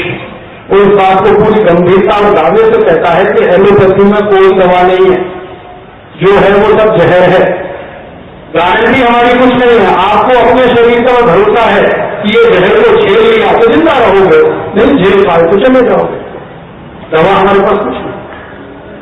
वो कहता दवा तो आपके ही पास होगी, माने भारत के पास होगी, हमारे पास तो नहीं है। अब जिनके पास दवा ही नहीं है हम उनके पीछे घूम रहे हैं टॉर्च लेके कि भैया दे दो कुछ दवा, ब्लड प्रेशर हाई हो गया, ब्लड प्रेशर लो हो गया, उनके पीछे घूम रहे माने MBBS पढ़े हुए, MD पढ़े हुए, जो यूरोप का ज्ञान है और यूरोप का विज्ञान है उसको पढ़कर तैयार हुए डॉक्टर जिनको पढ़ाया गया है एक खास तरह के वातावरण और पर्यावरण के विज्ञान के लिए। आप जान लीजिए यूरोप और अमेरिका में विकसित हुआ विज्ञान है MBBS, MD, MS, और ये अपने पर्यावरण और वातावरण का ध्यान रखते हुए बना है, उसमें वो पढ़े हैं और वहां भी पढ़ी हुई बातें आपके ऊपर लागू कर रहे हैं, तो वहां भी खिचड़ी हो रही है। और वो ऐसी खिचड़ी हो रही है कि आप हंसे या रोए आपको समझ में नहीं आता। कोई MBBS, MD डॉक्टर कहेगा भैया घी कभी मत खाना, मर जाओगे, क्योंकि यूरोप में अगर कोई घी खाएगा तो मर ही जाएगा। जानते हैं क्यों? यूरोप में मैंने आपसे कहा 8 महीने बहुत ठंडी है, नॉर्मल टेम्परेचर बहुत कम होता है, घी को डाइजेस्ट होने में बहुत मुश्किल आती है। भारत में नॉर्मल टेम्परेचर काफी अच्छा है, घी का डाइजेशन परफेक्ट हो सकता है, इसलिए हमें घी खाना तो बहुत जरूरी है। उनके लिए घी जहर है, हमारे लिए अमृत है। अब हम उनकी नकल में फंस गए और ऐसे फंस गए कि हर एक को डरा रहा है डॉक्टर है घी खाओगे तो कोलेस्ट्रॉल बढ़ जाएगा, मत खाना। जो घी आराम की थी, शांति की थी, हर काम हम आराम से करते हैं और शांति से करते हैं।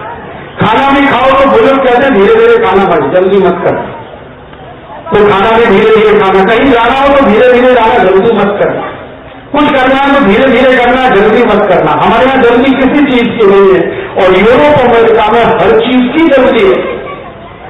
और अगर आपने जल्दी नहीं की तो पिछड़ जाएंगे तो खत्म हो जाएंगे, सिस्टम ही खत्म कर देगा आपको। इस टेंशन में हर आदमी वहां जी रहा है। तो सवेरे 7 बजे फैक्ट्री में पहुंच जाता है काम पर, रात 7 बजे तक काम करता है, जाने और आने में 4 घंटे और खर्च करता है। अमेरिका और यूरोप में मैंने देखा है लोग कितने मुश्किल में जीते हैं, सोच नहीं सकते आप।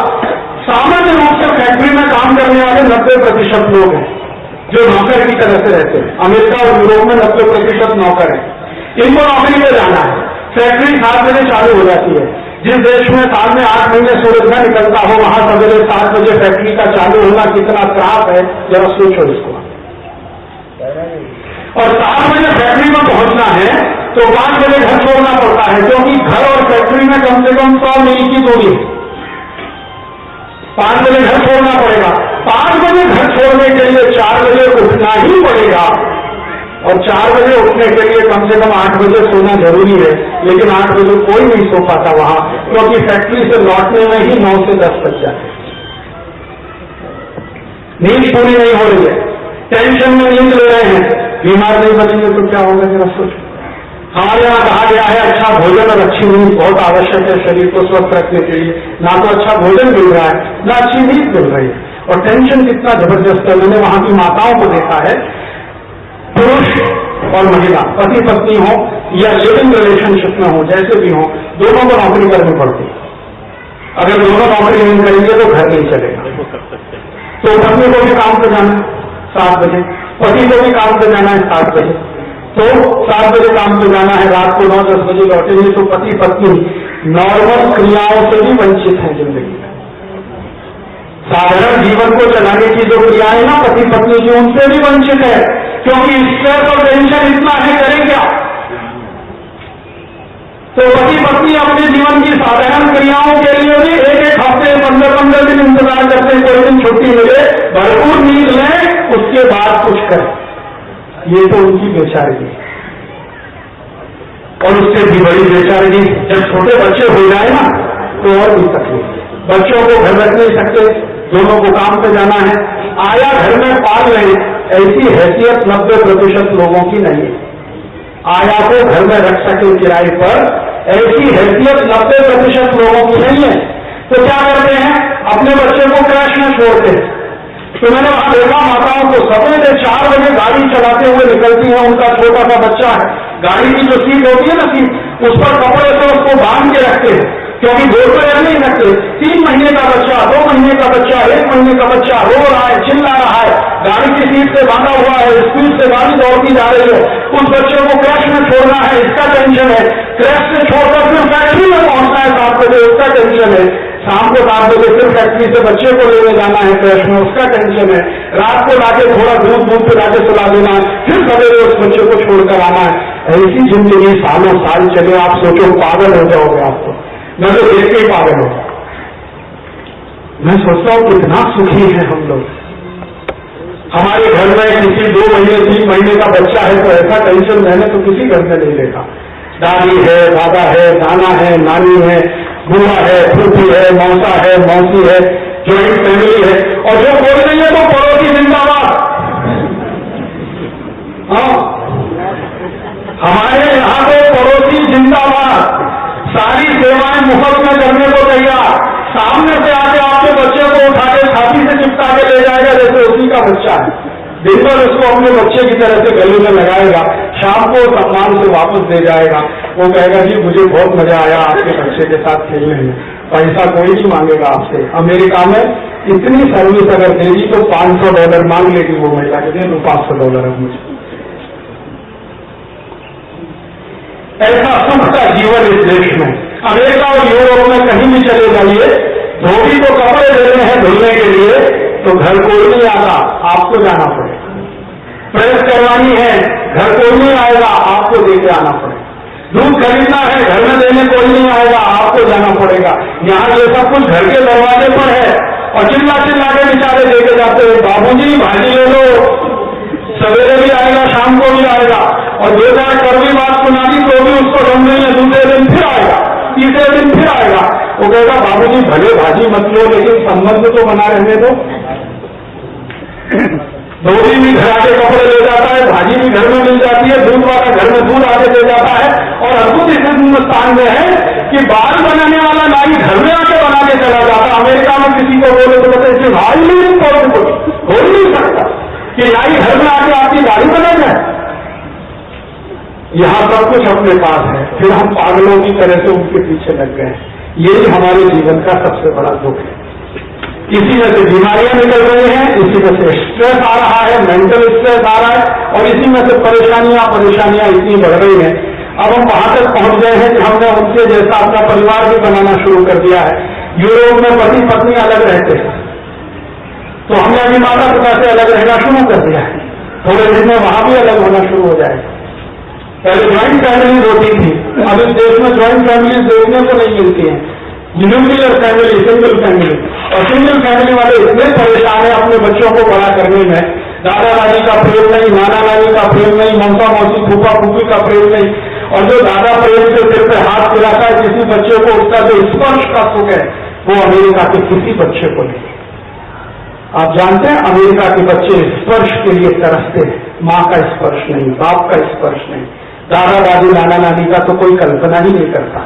और जिस बच्चे पर प्रेम से दादा दादी ने हाथ ही नहीं फेरा है तो बड़ा होकर या तो माइकल जैक्सन बनेगा या तो रिवॉल्वर और बंदूक चलाने वाला बने।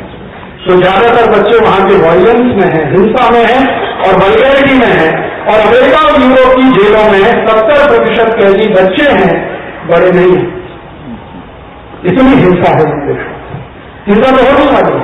जिस बच्चे को बचपन से माँ बाप का प्यार नहीं मिला, माँ की गर्म गोद का जिसको एहसास नहीं, बाप के स्पर्श का जिसको कोई अंदाजा नहीं, वो तो बड़े होकर डाकू बने, डकैत बने, चोर बने, उचक्का बने, लिच्चा लफंगा बने। ये तो बिल्कुल संभव है। असंभव कहाँ है? बच्चे भाई बहन की पवित्रता नहीं जानते तो भाई बहन से बलात्कार कर देता है, बहन भाई से बलात्कार करवा देती है। अमेरिका में ऐसा बहुत होता है। ये तो बिल्कुल सामान्य हो गया है। अमेरिका में कई बच्चे तो जेल में इसलिए बन गए कि अपनी माताओं से बलात्कार किया और हत्या कर दी बच्चों ने। आपको सुनकर हैरानी होगी, अमेरिका एक ऐसा देश है जहां दुनिया में पर कैपिटा सबसे ज्यादा पुलिस है, पर कैपिटा सबसे ज्यादा पुलिस है। वहां हमारे भारत में 10,000 लोगों पर एक पुलिस है, 10,000 हिंदुस्तानियों पर एक पुलिस है। अमेरिका में हर 100 व्यक्ति पर एक पुलिस है। तो इसका माने भारत से कई गुना ज्यादा पुलिस है। फिर भी अमेरिका में दुनिया में सबसे ज्यादा क्राइम है, सबसे ज्यादा वायलेंस है। 1 मिनट में सबसे ज्यादा बलात्कार दुनिया में अमेरिका में ही होते हैं। 1 मिनट में सबसे ज्यादा छेड़खानी की घटना अमेरिका में होती है। 1 मिनट में सबसे ज्यादा हार्ट अटैक भी अमेरिका में ही आते हैं। और सबसे ज्यादा बीमार लोगों का समाज वही अमेरिका है। अमेरिका की सड़कें बहुत चिकनी है, आपको मालूम है? इतनी चिकनी है कि सड़क पर गाड़ी चले तो पता नहीं चलता हम सड़क पे चल रहे हैं या हवा में हो रहे हैं। फिर भी सबसे ज्यादा पीठ दर्द के मरीज अमेरिका में ही पर कैपिटा। इतनी चिकनी सड़क पे गाड़ियां ही गाड़ियां दौड़ती हैं, फिर पीठ का दर्द क्यों होता है? हम हिंदुस्तानियों के देश में होना तो संभव है, क्योंकि यहां सड़क ही नहीं है, खड्डे ही खड्डे हैं। सड़क के बीच में खड्डे, खड्डे के बीच में सड़क, बार बार गाड़ी ऊपर नीचे होती है। हमको पीठ का दर्द हो तो समझ में आता है। वो इतनी चिकनी सड़क पर दौड़ने वाले फिर भी पीठ के दर्द के मरीज है। तो अब वहां पे लोगों ने बोलना शुरू किया है, डॉक्टरों ने, कि भैया हमारे देश में 90% बीमारी साइकोसोमेटिक है। अब ये सत्य स्वीकार कर रहे हैं। साइकोसोमेटिक माने जीवन शैली में से उत्पन्न रोग। तो अब वो जीवन शैली बदले तो वो ठीक हो, जीवन शैली बदल नहीं सकते क्योंकि पर्यावरण और प्रकृति उनकी ऐसी है नहीं। तो वो तो बेचारे अभिशप्त हैं इसी में डूबने के लिए और मरने के लिए। मैं आपसे निवेदन करने आया हूं कि आप इसके लिए अभिशप्त नहीं। अगर आप इस देश में रहते हैं, स्वस्थ रहना चाहते हैं, तंदुरुस्त रहना चाहते हैं, बिना दवा के जीवन शैली बदल दीजिए। ये अमेरिका और यूरोप वाली जो जीवन शैली है हमारी, सवेरे से लेकर शाम तक, इसको बदल दीजिए। भारतीयता वाली जीवन शैली में आ जाइए। आपकी 90% बीमारियां ऐसे ही चली जाएंगी और 10% बीमारियां आपकी, जो आप भारतीयता के इन मूल्यों को स्वीकार कर लें कि जीवन सिर्फ अपने लिए नहीं है। अगर अपने लिए है तो वो पशु का जीवन है, परमार्थ के लिए ये जीवन है। तो बाकी 10% वो किसी में से निकल जाएगा। तो आप बोलेंगे हमें क्या करना है? सवेरे से शाम तक आप एक लिस्ट बनाइए अपनी जिंदगी में और देखिए कि कहां कहां आप भारतीय हैं और कहां यूरोपीय। जहां जहां आप यूरोपीय हैं उसको बदल के भारतीय हो जाइए, आप भी तो देंगे, डॉक्टर के पास जाना नहीं पड़ेगा। तो कहां से शुरू करें? सवेरे सोकर उठने से शुरू करें। सोकर जब आप उठते हैं तो भारतीय हैं या यूरोपीय हैं? देखिए, अगर आप सूर्योदय से पहले उठ रहे हैं तो आप भारतीय हैं। सूर्य निकलने के बाद उठें तो आप भारतीय नहीं हैं। तो उठना सुबह जल्दी कर दीजिए, यहां से शुरू हो जाएगा। जल्दी सुबह उठ जाइए, सूर्य निकलने से पहले तो जरूर उठ जाइए। ब्रह्म मुहूर्त इस देश में सबसे अच्छा माना जाता है, जो सुबह 3:30 पौने 4 बजे शुरू हो जाता है। 3:30 पौने 4 पर नहीं उठ सकते तो सूरज निकलने से 10-15 मिनट पहले उठ जाइए, इतना तो कर सकते। और उसमें उठने के बाद आपका जो आसन है, प्राणायाम है, योग है, ध्यान है, समाधि है, जो करना है सब करिए, क्योंकि सुबह से अच्छा कोई समय नहीं है। ये भारत के शास्त्रों में ऋषियों ने, मुनियों ने हजारों लाखों साल के परीक्षण के बाद लिखा कि सुबह से अच्छा कोई समय नहीं है। तो सुबह के समय में सब अच्छे काम करिए, जितने अच्छे से अच्छे योग करना है, प्राणायाम करना है, ध्यान धरना है, समाधि में जाना है, जो करना है वो सुबह करिए। और ये सब करने के बाद अपना जीवन शुरू करिए। यहाँ से शुरू करें। फिर आगे बढ़े थोड़ा, आप नाश्ता करने के लिए हैं, तैयार हो रहे हैं, स्नान सुबह कर लीजिए, क्योंकि भारतीय आयुर्वेद शास्त्र में सुबह का समय ही स्नान के लिए सर्वोत्तम है। तो स्नान सुबह कर लीजिए। और स्नान के लिए ध्यान रखिए, भागवत ऋषि का एक सूत्र है, भागवत बहुत महान व्यक्ति हुए, हम शायद बहुत कम लोग जानते हैं उनके बारे में, क्योंकि प्रचार कम हुआ उनके बारे में। चरक वो चरक और एक उन्हीं की कैटेगरी के थे भागवत। आयुर्वेद में तीन महान ऋषि माने जाते हैं, चरक, सुश्रुत और भागवत। वैसे तो और भी हुए, भाव प्रकाश थे, निघंटु थे, आदि बहुत थे, लेकिन इन तीन को सर्वोत्तम माना जाता है। जैसे हम देवी देवताओं को मानते हैं ना, ब्रह्मा विष्णु महेश, वैसे यह है चरक, सुश्रुत और भागवत। भागवत का सूत्र है, संस्कृत में है, मैं लंबा नहीं करना चाहता, सीधे शॉर्ट में बताता हूँ कि स्नान करना है तो सुबह करिए और ठंडे पानी से करिए, गर्म पानी से कभी भी मत नहाइए। और चरक ने भागवत ने ये कहा है कि ठंडे पानी से स्नान इसलिए करना है कि हमारी जो प्रकृति है और पर्यावरण वातावरण है वो गर्म पानी के अनुकूल नहीं है नहाने में। गर्म पानी से नहाना सिर्फ उनके लिए है जो कोई गंभीर और बीमार है, रोग से पीड़ित, बहुत गंभीर कोई रोग है आपको, तो गर्म पानी से नहाने की छूट है। अन्यथा अगर आप स्वस्थ हैं और जिंदगी भर स्वस्थ रहना चाहते हैं तो ठंडे पानी से नहाइए। और जैसे आप ठंडे पानी से नहाएंगे तो शरीर खुद उसको बैलेंस कर लेता है। शरीर में जैसे ही ठंडक आएगी ना, उसको गर्म करने के लिए शरीर में हाइपोथैलेमस अपने आप सक्रिय हो जाता है और उसकी क्रिया अपने आप आपको थोड़ी देर में नॉर्मल कर देगी, बैलेंस कर देगी। गंगा जी में नहाते हैं गर्म पानी से, अभी कुंभ चल रहा है ना इलाहाबाद में, सब ठंडे पानी में डुबकी लगाते हैं और सुना है कि वो सब बीमार हो जाते हैं। जो भी कुंभ नहाने जाते हैं सब बुखार लेके आते हैं। मैंने तो ये सुना कि बुखार लेके गए और कुंभ नहा के लौटे तो ठीक हो गए। एक स्वामी शिवानंद थे, अब जीवित नहीं है, योग के बहुत महान माने विद्वान व्यक्ति थे, उनका आश्रम, उनके यहाँ मेरे पिताजी जाया करते थे। मेरी माताजी पिताजी उनको अपना गुरु मानते रहे। तो मेरे पिताजी माताजी ने बताया कि स्वामी जी के यहाँ बहुत बार ऐसे लोग आते थे जिनको बुखार आ रहा है, सर्दी जुकाम हो रहा है, तो स्वामी जी कहते थे जाओ गंगा में डुबकी लगाते हो। तो बेचारे परेशान हो जाते थे, गंगा, और वो भी ऋषिकेश की गंगा, यहाँ की नहीं, कानपुर इलाहाबाद की गंगा, ऋषिकेश की गंगा, पानी डालो तो शुद्ध हो जाता है।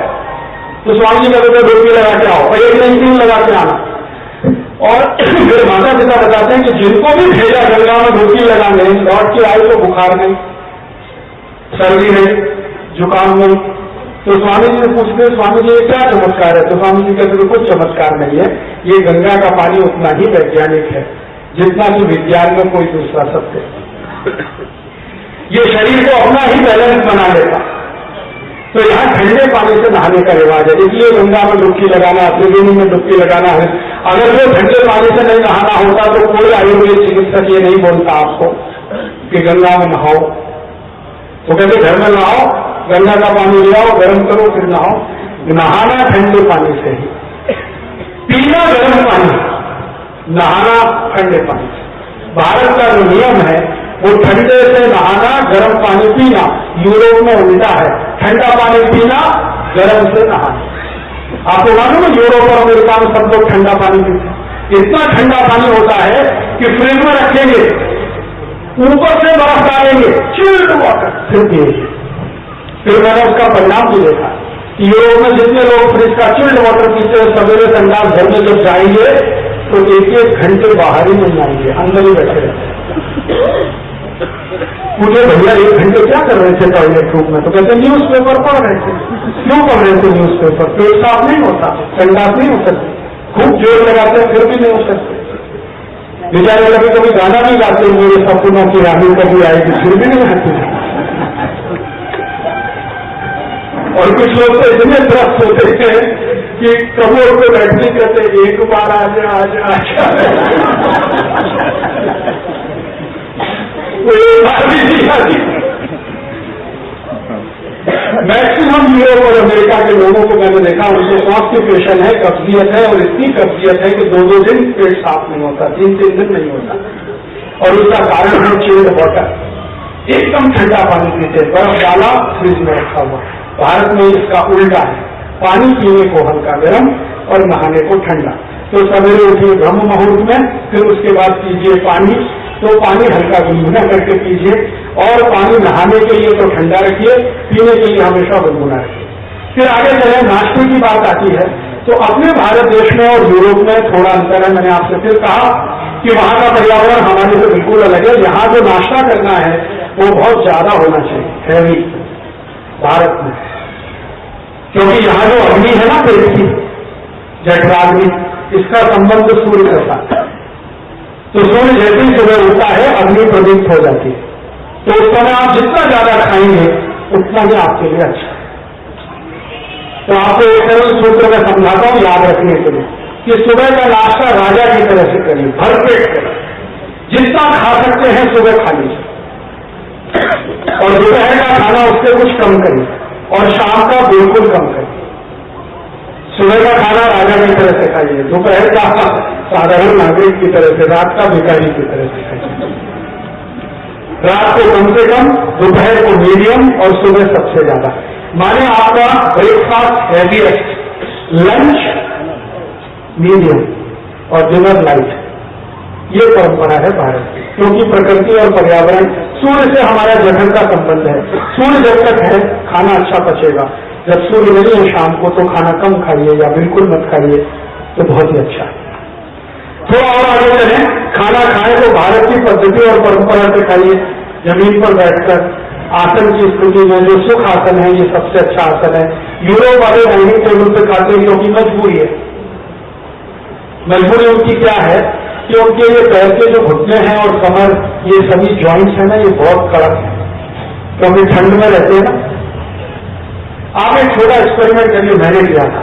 एक बार मैंने बर्फ की सिल्लियां लगा दी चारों तरफ और उसके अंदर लेट गया, और थोड़ी देर के बाद मैं उठा तो सब कुछ अकड़ गया था। तो मैंने कल्पना कर ली कि ये यूरोप वाले बेचारे चारों तरफ बर्फ से घिरे 8 महीने ऐसे ही रहते हैं, तो सब कुछ कड़क है उनका, जॉइंट सब कड़क है। तो अगर जॉइंट कड़क होंगे तो आसानी से फोल्ड नहीं होंगे, तो इसलिए वो या तो स्टैंडिंग पोजीशन में काम करते हैं। आप यूरोप में किसी भी फैक्ट्री में जाएंगे, अमेरिका की किसी भी फैक्ट्री में जाएंगे, लोग खड़े होकर ही काम करते हैं, बैठ के कोई काम नहीं करता वहां, सब खड़े होकर काम करते हैं, स्टैंडिंग पोजीशन कर नहीं सकते बैठ कर, बहुत कड़क है। बार बार बैठना उठना उनके लिए संभव नहीं है, तो दिन भर खड़े रहते हैं।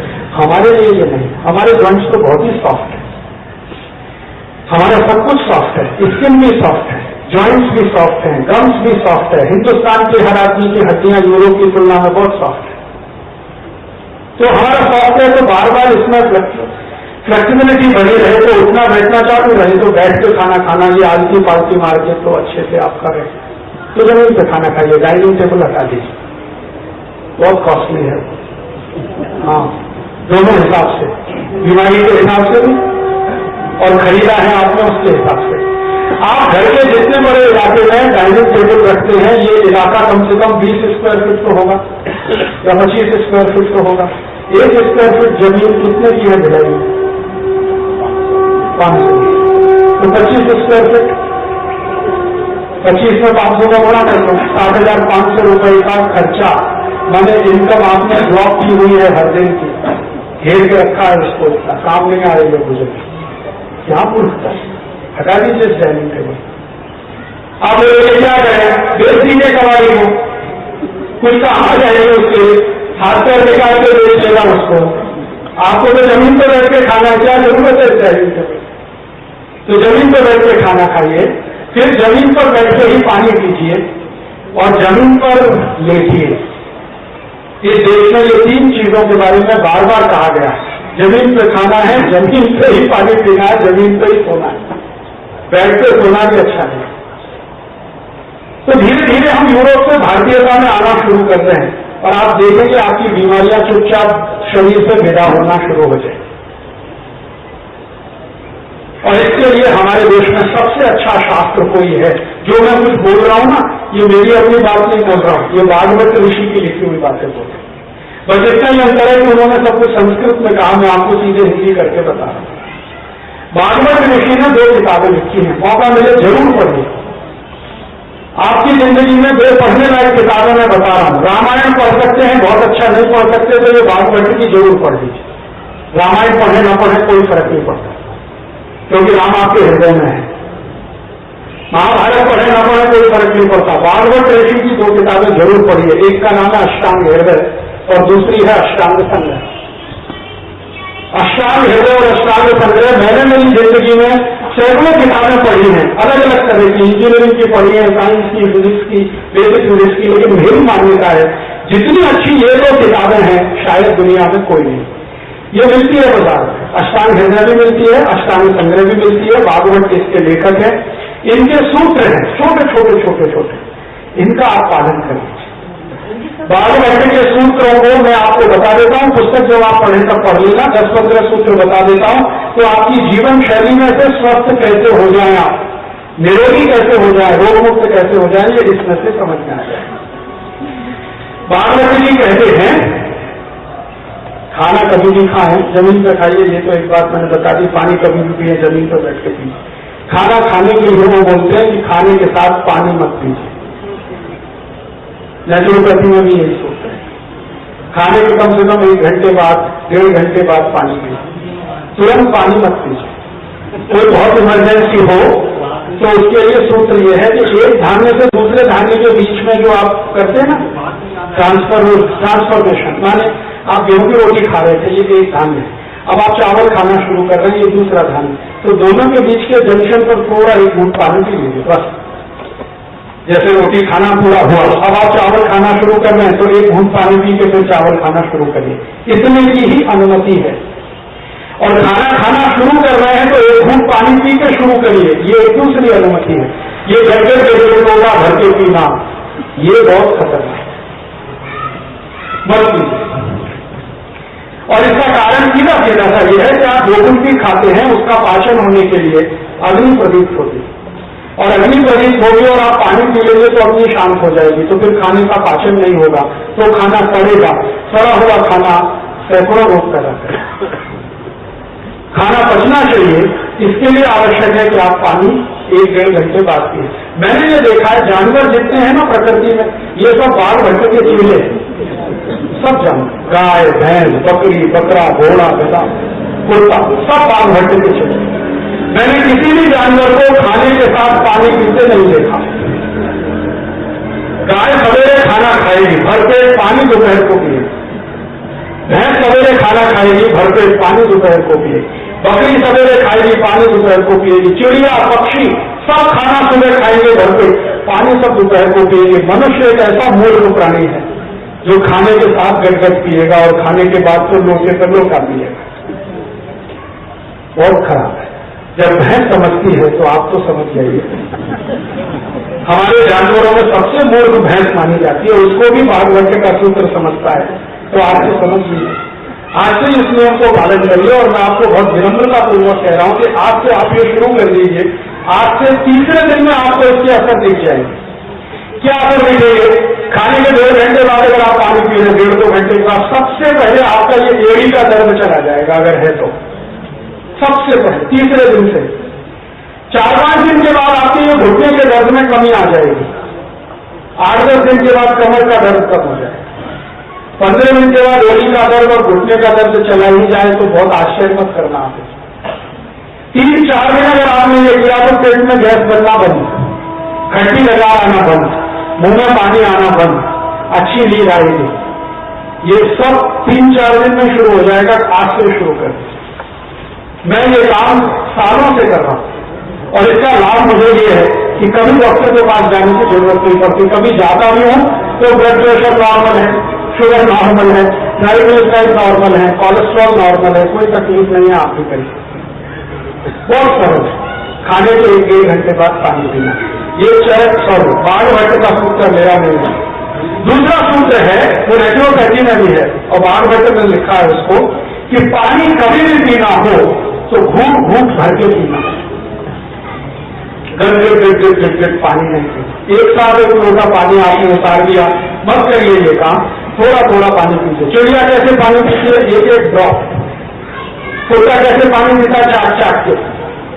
सभी पक्षी और जानवर पानी थोड़ा थोड़ा करके ही पीते हैं, तो आप भी पानी थोड़ा थोड़ा पीजिए। 2 लाभ है उसके, मुंह में लार बनती है ना, ये थोड़ा पानी पीने से ज्यादा अंदर जाएगा। और वैसे तो पानी पीने का सबसे अच्छा नियम है, थोड़ा पानी मुंह में भरिए, इसको घुमाइए, फिर पीछे उतारिए। तो थोड़ा थोड़ा पानी पिए, सिर्फ करके पानी पिए तो लार पर्याप्त अंदर जाएगी, तो पाचन बहुत अच्छा होने वाला है। और इस लार के बारे में सभी विज्ञान वाले, माने आयुर्विज्ञान वाले मानते हैं कि वात पित्त कफ तीनों को संतुलन रखने में इसकी सबसे बड़ी भूमिका है। तो ये ज्यादा अंदर जाएगी, वात पित्त कफ संतुलन रहने वाला है तो बीमार नहीं पड़ेगी, और जो बीमारी है तो ठीक होना शुरू हो जाए, सिर्फ करके पानी। तीसरा नियम है, पानी कभी भी पीछे तो ठंडा मत पीजिए, वो मैं पहले ही बता चुका, हल्का गर्म पानी पीजिए। आप बोलेंगे जी गर्मी है तो भी अच्छा है हल्का गर्म किए, नहीं तो घड़ी का पी सकते हैं, फ्रिज और बर्फ का तो बिल्कुल। चौथा नियम है, सुबह उठें तो पानी से शुरुआत करिए अपने दिन।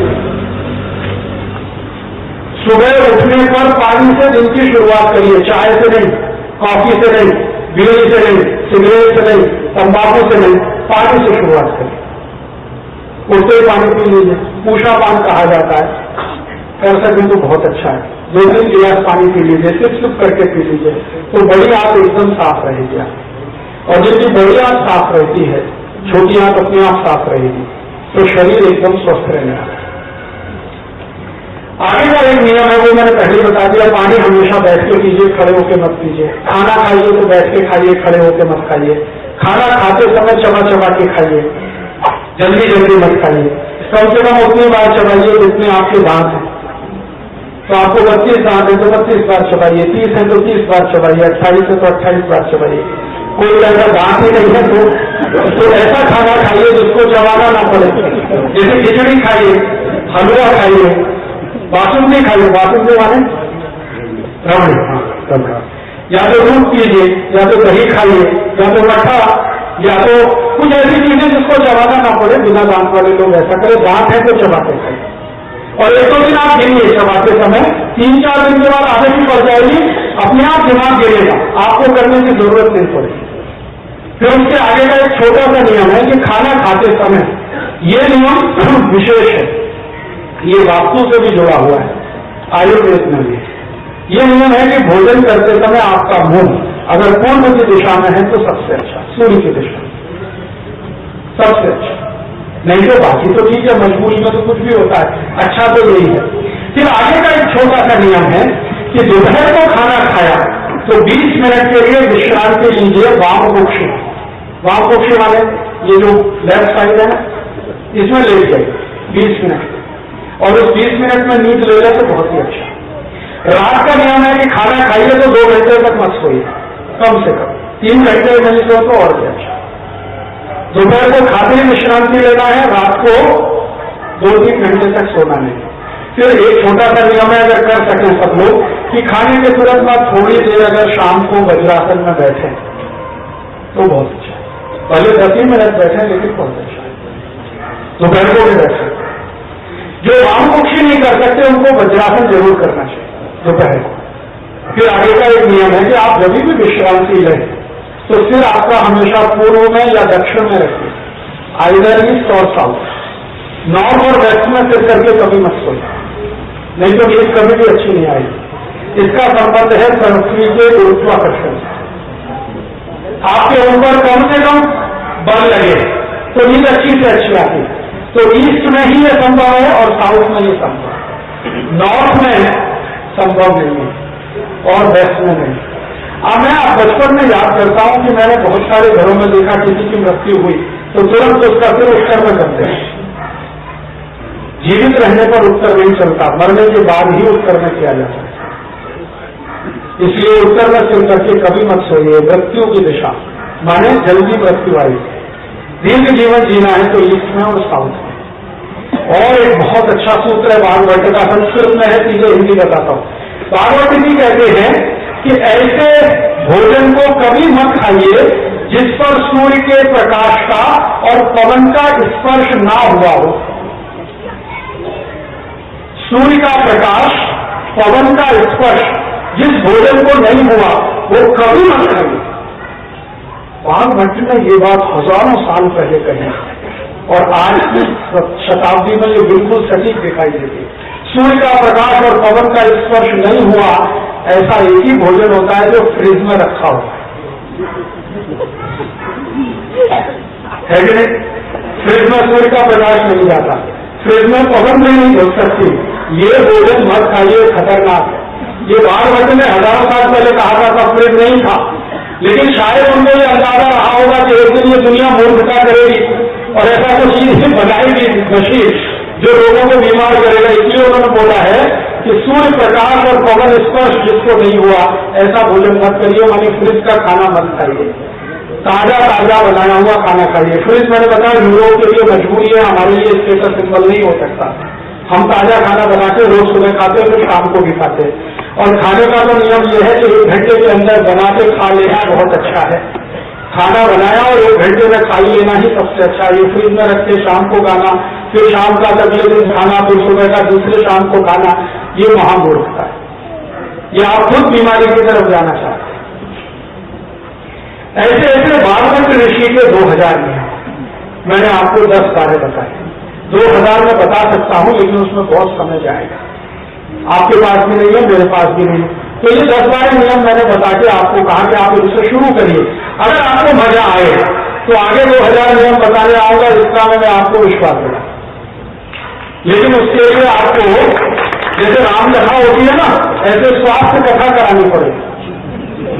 हाँ, मैंने एक बार ये बोला है बहुत पहले स्वास्थ्य कथा में, उसमें 40 घंटे लगते हैं, तब 2000 सूत्र समझ में आते हैं। तो 40 घंटे कब होंगे?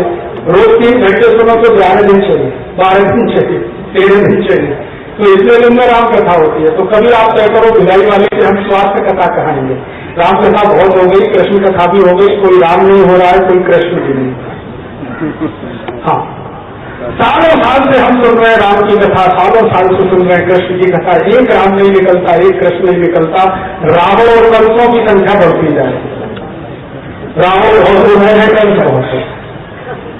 तो मैं हम लोगों को विनती करता हूं कि भाई स्वास्थ्य कथा कहना शुरू करो। तो कम से कम हम अपने लिए तो कुछ कर पाएंगे, अपना जीवन सुखी बनाएंगे, अपना जीवन निरोगी बनाएंगे। और शायद इसकी जरूरत है देश को, इसलिए रामदेव जी ने कहना शुरू किया स्वास्थ्य कथा ही तो है। और लोग सवेरे सवेरे 4 बजे सब छोड़ छाड़ कर पहुंच जाते हैं स्वामी जी के पास, और स्वामी जी बोले पैर ऊपर कर लो तो ऊपर, सिर नीचे कर लो तो नीचे।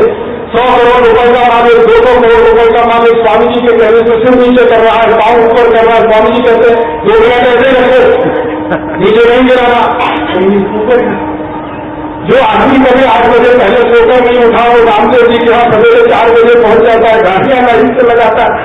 कारण क्या है? शायद उसकी जरूरत है उसको, इसलिए ना। तो मुझे ऐसा लगता है कि ये स्वास्थ्य कथा आज कही जाए इस देश में, तो शायद ज्यादा इसमें से अच्छे परिणाम निकलेंगे। कम से कम एक परिणाम तो अच्छा निकलेगा, सब निरोगी हो जाएंगे, सुखी हो जाएंगे, तो उनका लाखों करोड़ों का खर्चा बचेगा और देश की उत्पादकता बढ़ेगी और समाज थोड़ा बेहतर हो जाएगा।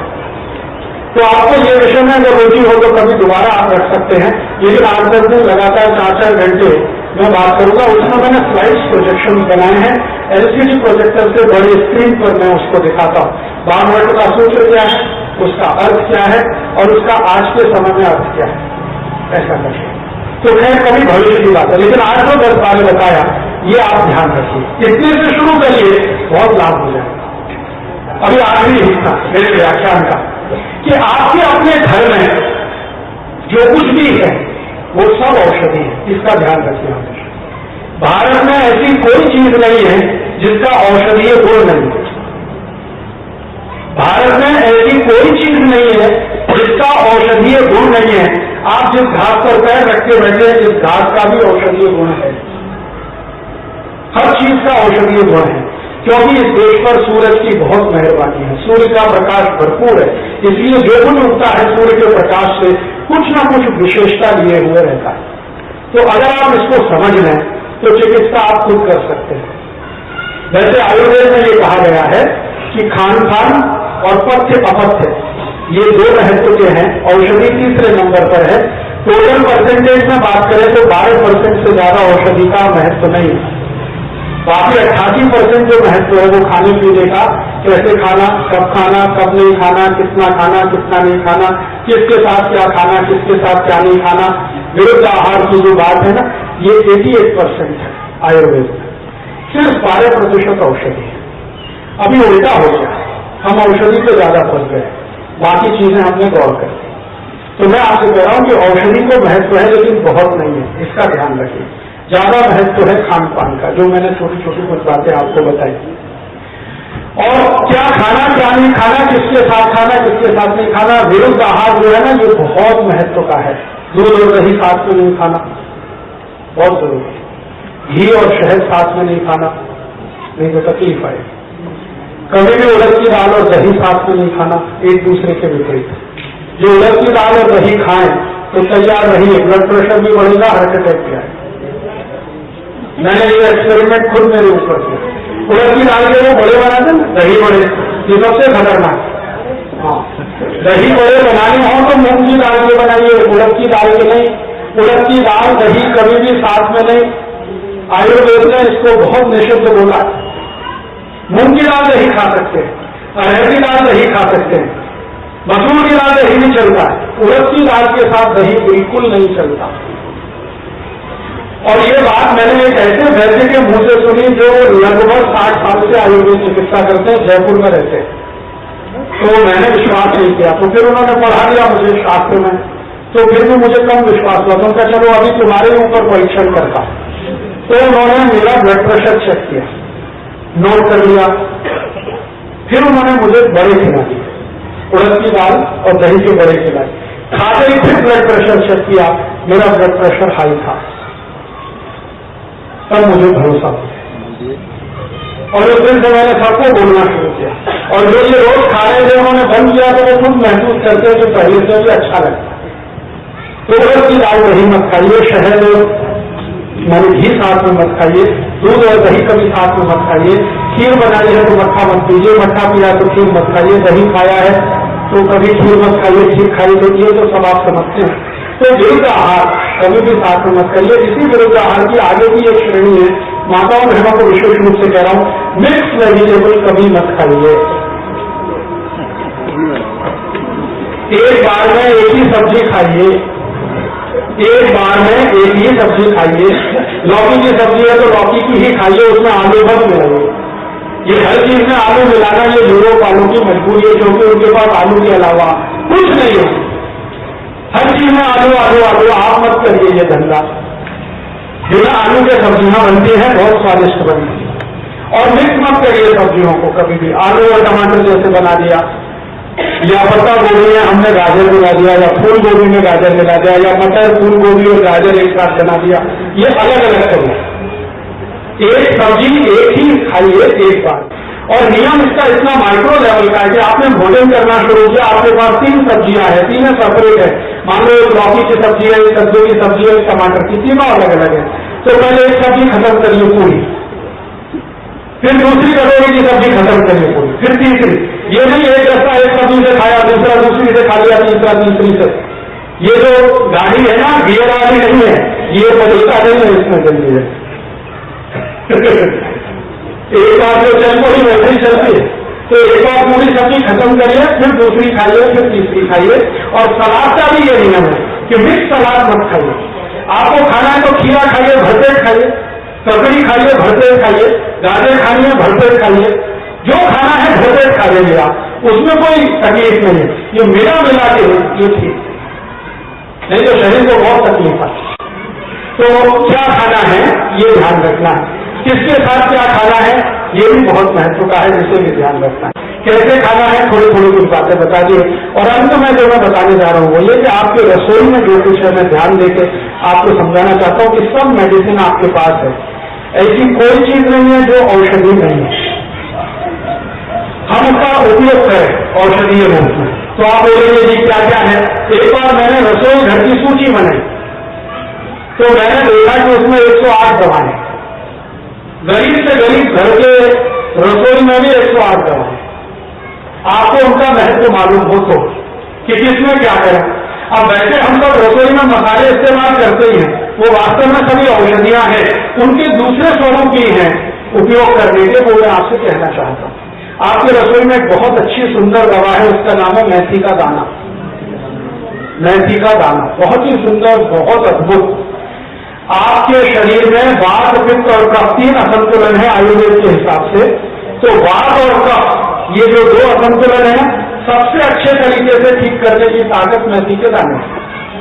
वात और कफ, वात के जितने असंतुलन है, जैसे घुटने दर्द कर रहे हैं, एड़ी दर्द कर रही है, कमर दर्द कर रही है, कंधे दर्द कर रहे हैं, सभी जॉइंट्स में आपको पेन हो रहा है, सर्दी बात हो गया है, अर्थराइटिस हो गया, रूमेटॉइड अर्थराइटिस हो गया, ऑस्टियोआर्थराइटिस हो गया, ये सब रोग मेथी दाने से ठीक होते हैं।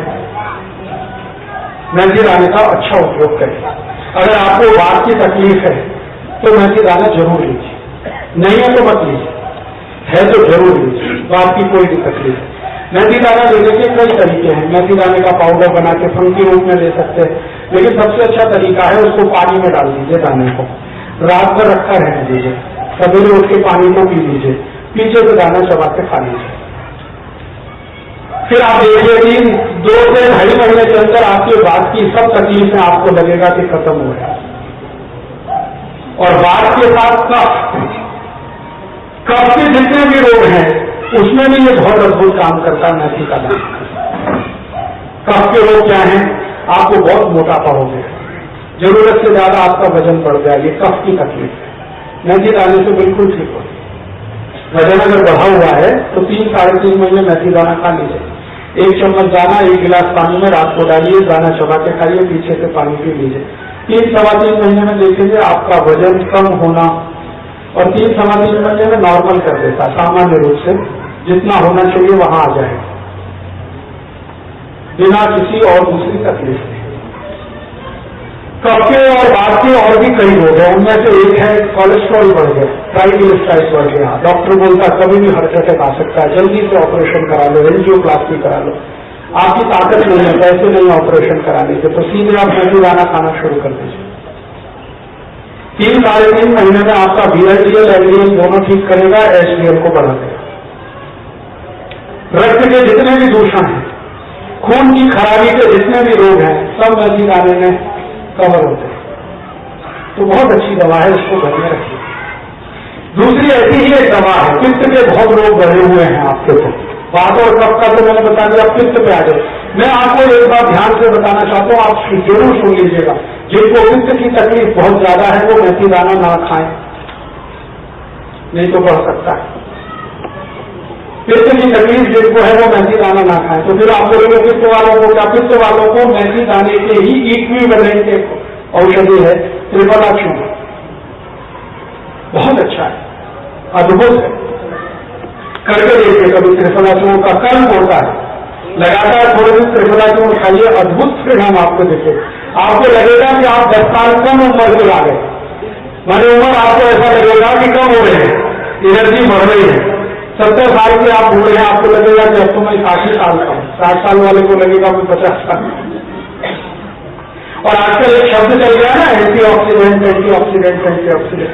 त्रिफलाचूर्ण से बड़ा कोई एंटीऑक्सीडेंट नहीं दुनिया, कोई नहीं, इससे बड़ा। तो आप ये खाइए। त्रिफलाचूर्ण के खाने का नियम ये है कि आप इसको अगर गुड़ के साथ मिला के खाएंगे तो अच्छा रहेगा, अकेला खाएंगे तो शरीर में आदत पड़ जाती है, फिर तो बिना त्रिफलाचूर्ण खाए अच्छा ही नहीं लगता। तो वो आदत मत डालना, क्योंकि ये मेडिसिन है, भोजन नहीं। ध्यान इस बात का रखना, आदत नहीं पड़नी चाहिए त्रिफलाचूर्ण की। जैसे बीड़ी पियो, सिगरेट पियो तो आदत पड़ जाती है, ऐसे त्रिफलाचूर्ण की आदत पड़ने की बहुत संभावना रहती है। तो इसकी आदत ना पड़े, इसके लिए एक सावधानी रखिए कि थोड़ा गुड़ मिला के खाइए, शहद मिला के थोड़ा सा खाइए। अगर शहद है आपके पास प्योर तो त्रिफलाचूर्ण में शहद मिलाइए, शहद नहीं है तो गुड़ मिलाइए, गुड़ मिला के खाइए, बहुत अद्भुत है। मैंने अभी एक ऐसे पेशेंट को ठीक किया है, भाभा इंस्टीट्यूट ऑफ, ये जो भाभा एटॉमिक रिसर्च सेंटर के एक साइंटिस्ट ने हुए परमाणु संधि उस विषय पर व्याख्यान था। तो व्याख्यान खत्म होने के बाद उन्होंने मुझे धीमे से पूछा, राजीव भाई मेरे शरीर में कुछ तकलीफ है। मैंने पूछा क्या? तो वो अंदर ले गए, शर्ट उतारा, पैंट उतारा, तो मैंने देखा जगह जगह घाव थे, खून टपकता था उसमें से। कब से है? तो उन्होंने कहा बहुत समय हो गया, बहुत इलाज किया, ठीक ही नहीं हो रहा है, क्या करूं क्या नहीं करूं। तो मैंने उनसे कहा ये ठीक तो हो जाए। तो उनको लगा कि मैं उनको झूठ बोल रहा हूँ या ऐसे ही उन्हें बना रहा हूँ। तो उनका देखिए मुझे झूठ बोलने की जरूरत नहीं, मैं साइंटिस्ट हूँ, आप अगर बता दो कि ये नहीं होने वाला तो भी मुझे कोई गम नहीं। मैंने कहा मैं आपसे गंभीरता से कह रहा हूँ, विनम्रता पूर्वक कह रहा हूँ कि ये ठीक हो जाएगा, क्या करूँ? मैंने कहा आप सिर्फ त्रिफला चूर्ण खाओ और कुछ नहीं खाओ, शहद में मिला के खाओ। तो 2 चम्मच त्रिफला चूर्ण उन्होंने शुरू किया, 1 चम्मच शहद, 2 चम्मच त्रिफला चूर्ण सवेरे सवेरे चाटते थे। आज उनको करीब 6.5-7 महीना हुआ है, वो सब घाव उनके भर गए, रेडिएशन से हुए घाव भर गए। त्रिफला चूर्ण की ये ताकत है।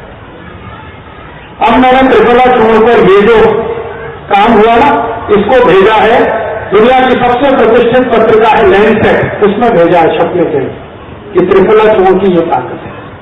तो उनका चिट्ठी आ गया है कि हम आपका ये लेख छापने वाले हैं, थोड़े दिन में छपेगा, लंदन से निकलती है लैंसेट। और डॉक्टर जितने हैं दुनिया के, चिकित्सा वर्ल्ड की, जगत की ये सबसे प्रतिष्ठित पत्रिका है, उसमें त्रिफला चूर्ण पर छपेगा कि ये असर है। रेडिएशन का कोई भी मरीज किसी भी दवा से ठीक होता नहीं है, वो त्रिफला चूर्ण ने ठीक किया। ऐसी ताकत है त्रिफला चूर्ण। तो आप रखिए अपने घर में, इसका उपयोग करें। ऐसे एक तीसरी जी, खाने में पानी पीना चाहिए या गर्म पानी? हल्का गुनगुना पानी पीना चाहिए। आपके मुंह का जितना टेम्परेचर है उतना गर्म पानी, ठंडा भी नहीं, बहुत गर्म भी नहीं। मुंह का टेम्परेचर आप देखोगे तो 37-38 डिग्री सेंटीग्रेड के आसपास है, उतना ही गर्म पानी पीजिए। और पानी इतना पीजिए कि वो गले के नीचे उतर जाए, ज्यादा नहीं जी। सवेरे खाएंगे आप तो इसका असर बहुत बढ़िया है। रात को अगर आप त्रिफला खाएं तो दिक्कत नहीं है, लेकिन रात में खाया हुआ त्रिफला एक ही परिणाम देता है, पेट साफ करता है। क्या वो मिलाइए ना, मेरी गारंटी पे। हाँ, शुगर वाले को गुड़ मिला के खाइए, शक्कर नहीं। वो थोड़ा सा 2 चम्मच त्रिफला चूर्ण है ना, आधा चम्मच गुड़ मिला लीजिए, मामूली मीठा रहे। जरूर खाइए, सुबह खाइए माता जी। रात को खाएंगी तो सिर्फ पेट साफ करेगा, सुबह खाएंगे तो इसके औषधीय गुण बहुत ज्यादा है, सुबह खाएंगे। मेरा प्रश्न है कि ये जो प्रकृति है कफ, पित्त और हली, इसके कोई सिंपल सिम्टम्स क्या? बहुत अच्छा। देखिए, बाबूजी का एक प्रश्न है, वो सबका होना चाहिए। इनका प्रश्न है कि हम अपनी प्रकृति को कैसे पहचाने। हमारी वात प्रकृति है, हमारी कफ प्रकृति है, हमारी पित्त प्रकृति है, हम इसको कैसे पहचाने? तो इसके लिए सरल सूत्र सिम्टम्स वाले लिख दिए हैं, उसकी एक किताब छपा दिया है, वो किताब यहाँ है, आप ले जाइए, उसको आराम से कभी भी बैठ के ध्यान से पढ़िए और दूसरों को भी पढ़े। मैं थोड़ा आगे बढ़ता हूँ। रसोई में एक अद्भुत चीज और है आपके पास। ये किताब का नाम है स्वावलंबी चिकित्सा, उसमें कार्य सिम्टम्स है, और एक है अहिंसक चिकित्सा, उसमें भी है। ये तीसरी एक ऐसी औषधि आपके घर में है जिसको आप जरूर इस्तेमाल करिए। मैंने उसके बहुत अच्छे परिणाम देखे हैं। चूना, वो पान में लगा के खाते हैं चूना। कई रोग में मैंने इसके परिणाम देखे, छोटे बच्चों से लेकर बड़ों तक। मेरे पास अक्सर बहुत सारे लोग आते हैं चिकित्सा के लिए, परामर्श लेने के लिए। मैं निःशुल्क चिकित्सा करता हूँ, निःशुल्क परामर्श देता हूँ, क्योंकि मैंने इसको व्यवसाय नहीं बनाया, मेरे स्वामी से सुखा ये करता हूँ। तो थोड़े बच्चों के बहुत सारे प्रश्न मेरे पास आते हैं। बच्चे हैं, लंबाई नहीं बढ़ती, हम बहुत अच्छा खाना खिलाते हैं, ताकत नहीं आती, वजन नहीं बढ़ता, इनकी बुद्धि कम है, स्मरण शक्ति कम है, जल्दी भूल जाते हैं, कुछ याद नहीं रहता है। ऐसे बहुत सारे प्रश्न आते हैं। मैं सब माताओं को एक ही बात बोलता हूं कि इन बच्चों को चूना खिलाओ। चूना कैसे खिलाएं? दही में मिला के खिला दो, मट्ठे में मिला के खिला दो। कितना? 1 गिलास अगर मट्ठा है तो 1 ग्राम चूना, बहुत मामूली सा, 1 ग्राम इसमें नहीं होता है। तो 1 गिलास दही का मट्ठा, 1 ग्राम चूना। दही 100 ग्राम ले लो, 1 ग्राम चूना। और सबसे अच्छा है गन्ने का रस, गन्ने के रस में मिला के पिला दो चूना। गन्ने का रस थोड़े दिन मिलेगा, 3-4 महीने, तो संतरे के रस में पिलाओ, मौसमी के रस में पिलाओ, अनन्नास के रस में पिलाओ, चूना खिलाओ छोटे बच्चे रोज सुबह खाली पेट। 12 महीने में चूना हमेशा मिलता है, चूना हमेशा मिलता है। पानी बना के? हाँ, बता दो। अभी इनका प्रश्न बहुत स्पेसिफिक है। चूने को हम 2 तरीके से खा सकते हैं। आप चूना ले आओ बाजार से, जो पान की दुकान में मिलता है, इसको मिट्टी के घड़े में डाल दो, ऊपर से पानी डाल दो।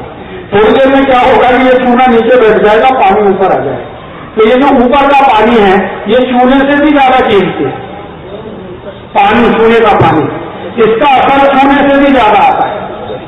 तो अगर आप ये पानी पिलाते हैं तो ये सबसे अच्छा है, नहीं तो चूना पिला दो। कितना डालना चाहिए? हाँ, अगर आप चूना लाए हैं तो इसमें अनुपात 1 और 10 का रखिए। 100 ग्राम अगर चूना है तो 1 लीटर पानी डाल के छोड़ दीजिए।